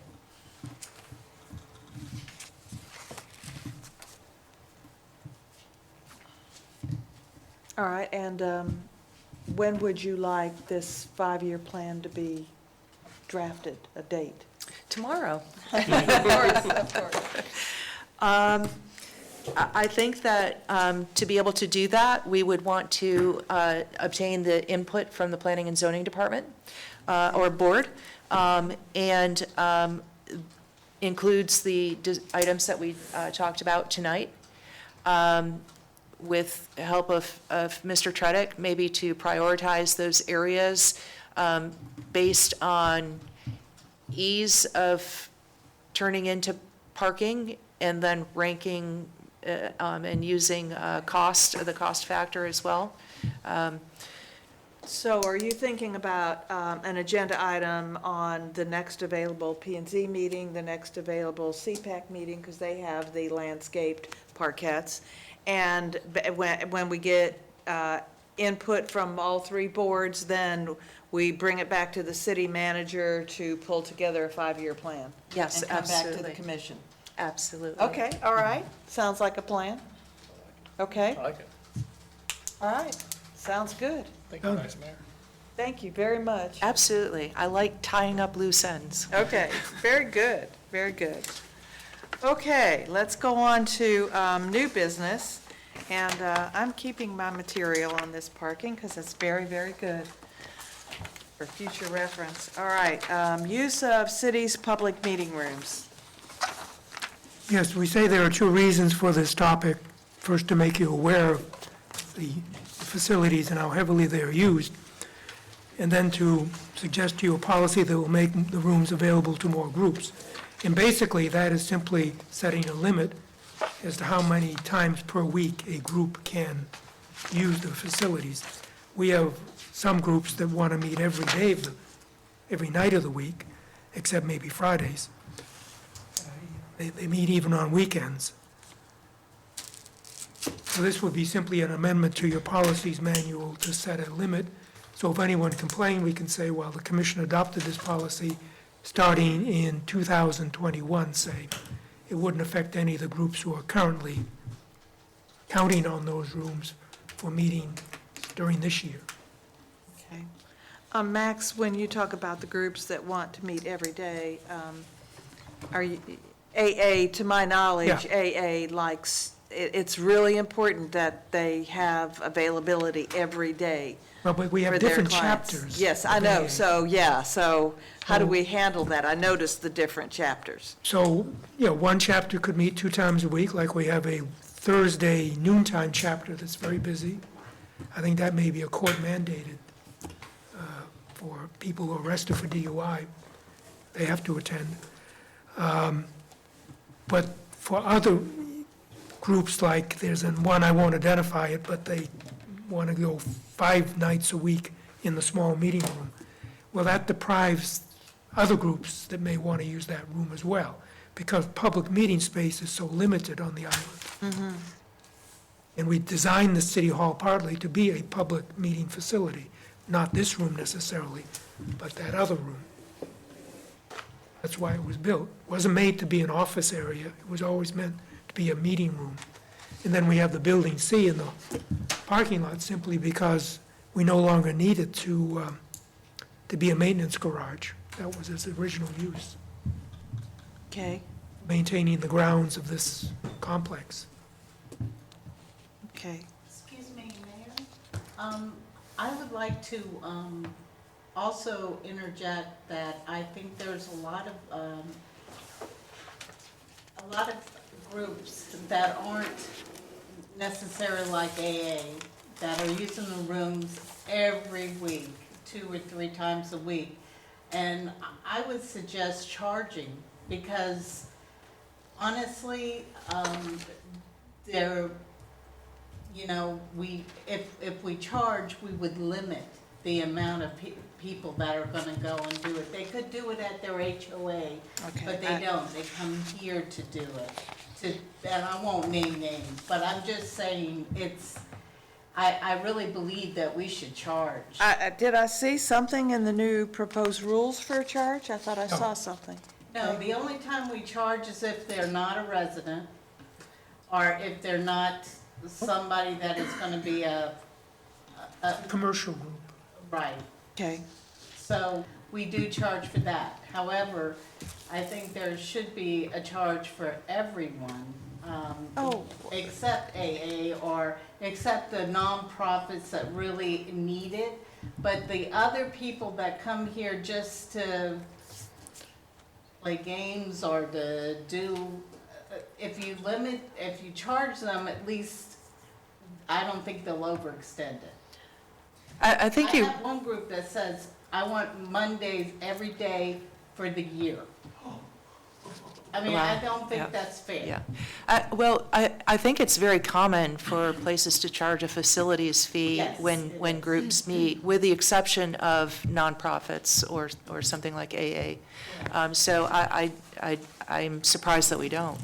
This is the other thing too, Mayor and Commissioners, that we do a lot of community interaction between classes and meetings for law enforcement. We're having to go off campus to borrow other meeting sites because ours is always locked down. So we can't teach any self-defense classes here, youth classes here. We're going off-site borrowing hotel conference rooms that will donate the money so we don't use the taxpayer's dollar because our facilities, we even have swearing-ins off post because this is usually being used. That's too bad. Can we, is there a way that maybe we can, give it to our staff and stuff first for stuff like that? Not when they lock it down for a Wednesday or Monday or Wednesday the entire year. We have to coordinate around other people that are using it. January 1st? No, they actually come in on October 1st to start for January. And so we have a line out the door because people know, okay, I can get this room free. And I'm just gonna put down whatever time and date I wanna do for the whole year. And that's what they do.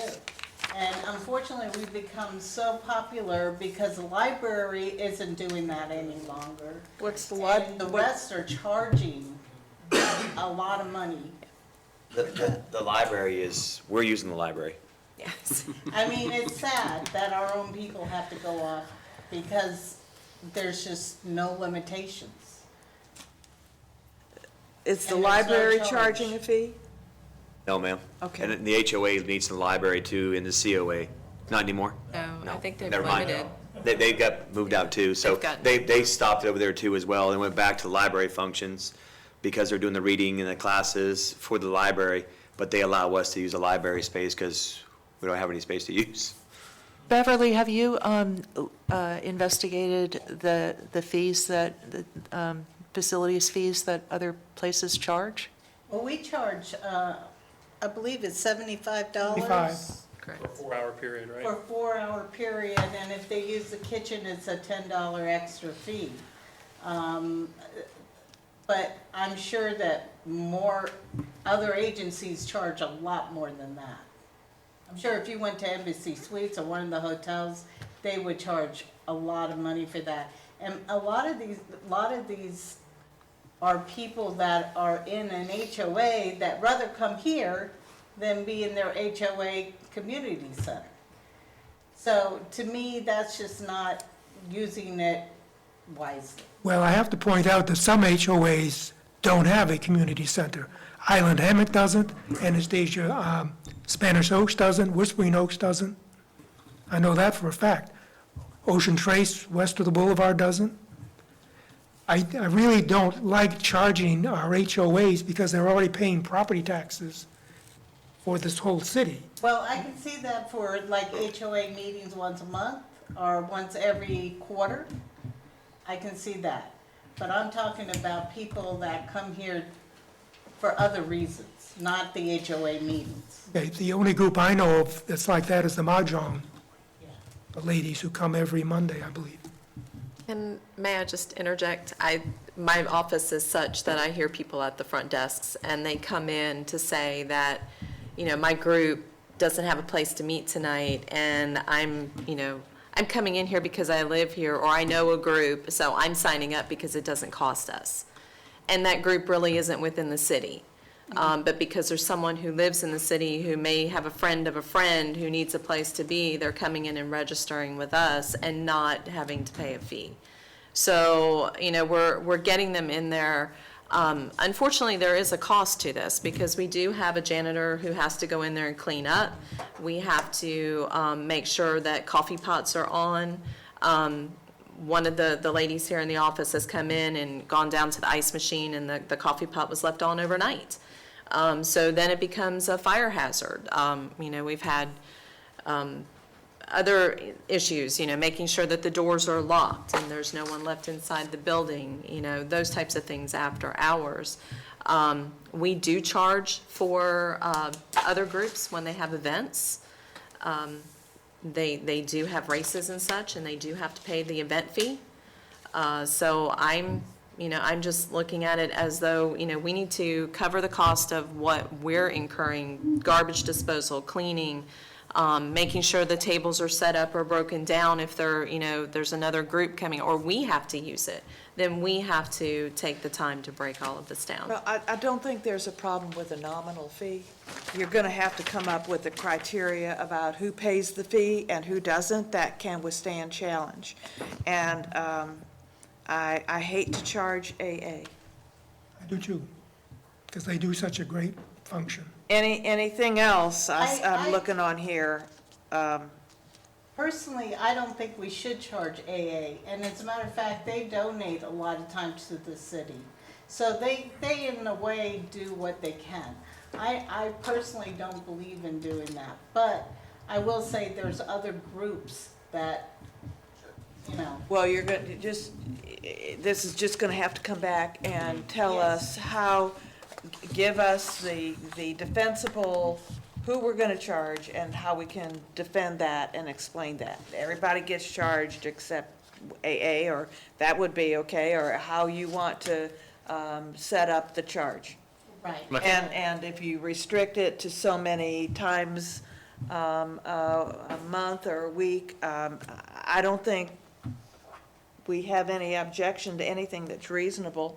And I think adding a cleaning fee is not unusual either. I mean, I think most Right. places charge a cleaning fee now anyways.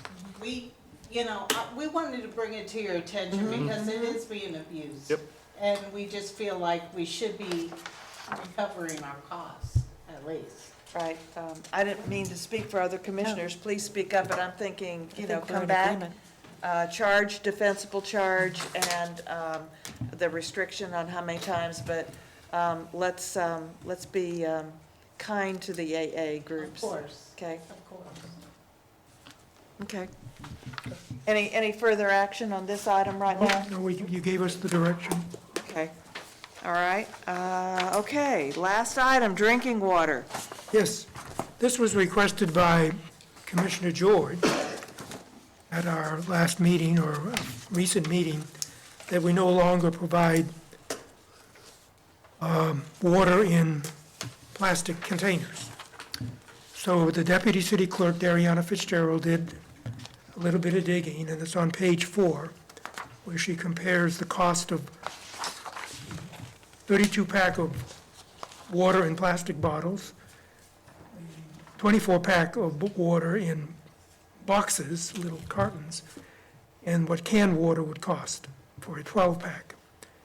And you can see the difference in price between the plastic bottle water and the other two types of containers is considerable. If we're looking at 200 or 300 bottles of water or containers of water. How much water do we buy a year for these events, Max? I don't know that I have a handle on the exact amount. We do buy bottled water for the public works crews during emergencies, like hurricanes, because it's very portable and it's sanitary. But in terms of how many we use for Arbor Day and Veterans Day, I really don't know. I understand that we provide free water bottles to staff. Yeah. I'm not sure I understand why we're providing even charging $1 or 50, 75 cents? Mayor, if I can cut you off. Okay. We do not provide water bottles for staff. We stock up for hurricane season in pallets for our employees once they come back from the hurricane. So Okay. we do not provide water bottles for our staff. We provide a water jug over there for our staff, which all city staff uses. And it's a, I don't know, it's a, whatever you call I think it's 20 gallons or 30 gallons jugs. Okay. But the water bottles are not provided to staff. We just simply have those for emergencies, and then when the emergency goes by, we use it because it expires. But we are allotted so much water, usually from the EOC, a year for our emergency rations, along with food. And then once the storm goes by, our staff uses it to drink. I think you're in the same boat, right, Bill? Yeah, we typically buy a pallet of water prior to the hurricane season, and as the chief said, it expires at a certain point. You have to use it. It's not really something you want to use 2 years down the road. So that's the method. We don't routinely provide either. All right. Water No, bottles. and what usually happens with the extra water, in the past hurricanes, each officer, each employee has a case of it in their vehicle. We end up giving out to our citizens when it ends up happening. I think the point I was trying to get at is, not that was bothering me at all, is that why are we providing free bottled water at Arbor Day? Can't we charge for that? That water max is donated, though, if I'm not mistaken. Okay. But then- I know Prosperity used to donate water for us. Okay. And so did like a few of the local businesses for our functions. That's been going on for years. Don't know that they do for Arbor Day any longer. And then we get involved with a city employee taking money. You know what that leads to. I don't think we want to get into that again. Water sales. Maybe we have a water dispensing machine where they must put a couple of quarters in or something to get a bottle of water. But that may be a plastic bottle too. Yeah. Okay. That is something that we are looking at for Arbor Day this year with our new events planner. She is going to approach some of the water vendors here in the area to see if maybe they would like to come out and participate in the event. And rather than give out bottles, maybe they have the cups and they can have their dispenser, kind of display it. They may get some sales, hand out cards, that type of thing as an environmentally friendly thing to do for the Arbor Day event, as well as reaching out to people to donate. The thing that we get into is donating water if it's in a bottle, and we're trying to get away from that at an Arbor Day environmentally conscientious event. We want to make sure that we're not handing out plastics. So one of the things that we're looking at is maybe approaching one of our vendors who may have it in cans to supply that for our event. Or some sort of cooler or some other. Correct. So I think that's simple. We just stop handing out bottled water at Arbor Day. Well, what about Veterans Day? Well, Sometimes it's very warm on that day. We have elderly people there, okay. and they want some water. I'm not trying to put up an obstacle, I'm just pointing out. Right. Then I guess we need to work on for our events a vendor or an alternative to bottled water for our events. Well, I found 5 places that do it. Box water is better. They used to be at the amphitheater. And then I called Gabe Pellissier, who's the general manager at the amphitheater, because they've gone to that green initiative. And they currently use a company out of Palm Beach called Hidden Water, and they're cans.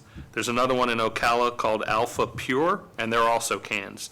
So they like Hidden Water, so maybe it's something that we do with the amphitheater in conjunction with them, because they're a Green Hand initiative. They give us, I don't know how much water we're going through. We can't go through more than probably 30 cans, 100 cans, maybe. I don't know how much water we're giving out. I think we honestly could use our training Gatorade cans and put cups of water there and really make this very simple. We have an ice machine for our employees at Public Works, So you're talking about the big, just like a Gatorade big Right, cooler where you right. push the little knob and fill up the water and fill up the. So I'm kind of older than some of you. And when I was a kid, we didn't have bottled water. We took the big dispenser and paper cups. And so I agree. I don't think that's a horrible idea. Okay, But yes, there's options to look into for sure. okay, so We look at options. the guidance is no more Look at options. bottled water at our events because we are a environmentally sensitive city. Yes. Okay, Done. all right. Okay. We're finished except for staff comments. City manager? Yeah, Bill and I are going to go to the TDC meeting in March to ask for money for parking improvements. I think what the TDC will probably say, if they're of a generous mind, that, yes, we'll help you, but you'll have to put in city money as well. Like a matching funds? Yeah, like matching funds, but we'll see what they say. I think we did go to the Port and Waterway, as I recall, Bill, and they were not, that was the A Street project. Yes. They were not, they said that was out of their realm of, for possible funding. But we can go back and ask them about funding for parking, and we will. That's all I have. All right. Finance director? We are working with our new events PIO person, Melinda, and she has submitted the TDC grant for reimbursement for Beach Blast-Off. We're working on Arbor Day, trying to make sure that we have everything ready to go, trying to keep it green so that we're being environmentally friendly. The audit was successful, I think. There are some things that I'm trying to make very, much note of, keeping a binder of things that we need to improve on, so that for future we can reduce, if not eliminate, the comments that are Well, coming on there. congratulations getting through your first audit. Thank you. Very good, all right. Chief, I didn't mean to skip you. Anything for us tonight? No, ma'am, I was actually sending a text to staff too, just on my notes, so, no, ma'am. Just, again, I just want to thank Patty, our work relationship with City Hall across the street, with Patty and Beverly, of course, and with Public Works and with Brian. Everybody's kind of just gelling and things are getting done in the city, and I just appreciate it, so thank you. All right, city clerk, Beverly. We did have our asset survey done last week. They are preparing a report, and I should receive it soon. And so with that, we'll be able to send out our RFP. I'm waiting for that so that we can have the correct information. So. Okay, all right. And are you going to do this for purposes of some sort of RFP for insurance, is that? Yes, Okay. it's for casualty insurance and property insurance. That particular one in July will go out for the medical insurance. Okay, all right. Mr. RFP. Wilson, anything for us tonight? I'm done. Yeah, we took care of that. Very good, very good. Mr. Tredick, anything? My comments in the staff report are pretty self-explanatory. I did want to address one item which came up in public comments by Mr. Thompson. And quite honestly, I was a bit surprised to hear him say that, because I spent an hour on the telephone with him just a couple of days ago explaining to him our application for the resiliency grant, the fact that we want to do an adaptation plan, and we want to plan for sea level rise and storm surge. So, and we talked about the Mizell Pond. So we went over this all, so I was a bit surprised to hear his comments. We do take it seriously. Staff takes it very seriously. Sea level rise is a real threat to us down the road. It's not going to happen tomorrow, but it's coming. And so, I take it very seriously. And with storms, increasing severity, and as he said, the increasing frequency and the movement potentially changing, it's something I take very seriously. And so I just wanted to make that clear. Right, right. And Mr. Law? Today, we issued a temporary certificate of occupancy to Beachside Diner. They just have to do a couple as-built to satisfy some fire department requests on some plans, nothing big, but they are open as far as the building department's concerned. They're gonna be open? I know they were. I believe that they're gonna open sometime this week. They were shooting for tomorrow, but I believe that's gonna be pushed back a day or so because they're still training the staff. Okay, But all right. it's a nice turnout over there. Well, we are right on our limit without, and so, is there anything else? Anybody else wants to? Don't you want to stay for 30 more minutes? If we can get done. Okay. Not really. All right, I'll entertain a motion to adjourn. Motion to adjourn. Second? All in favor? Aye. None opposed? Any opposed? All right, we're adjourned. Leave your books, please. I'll leave everything.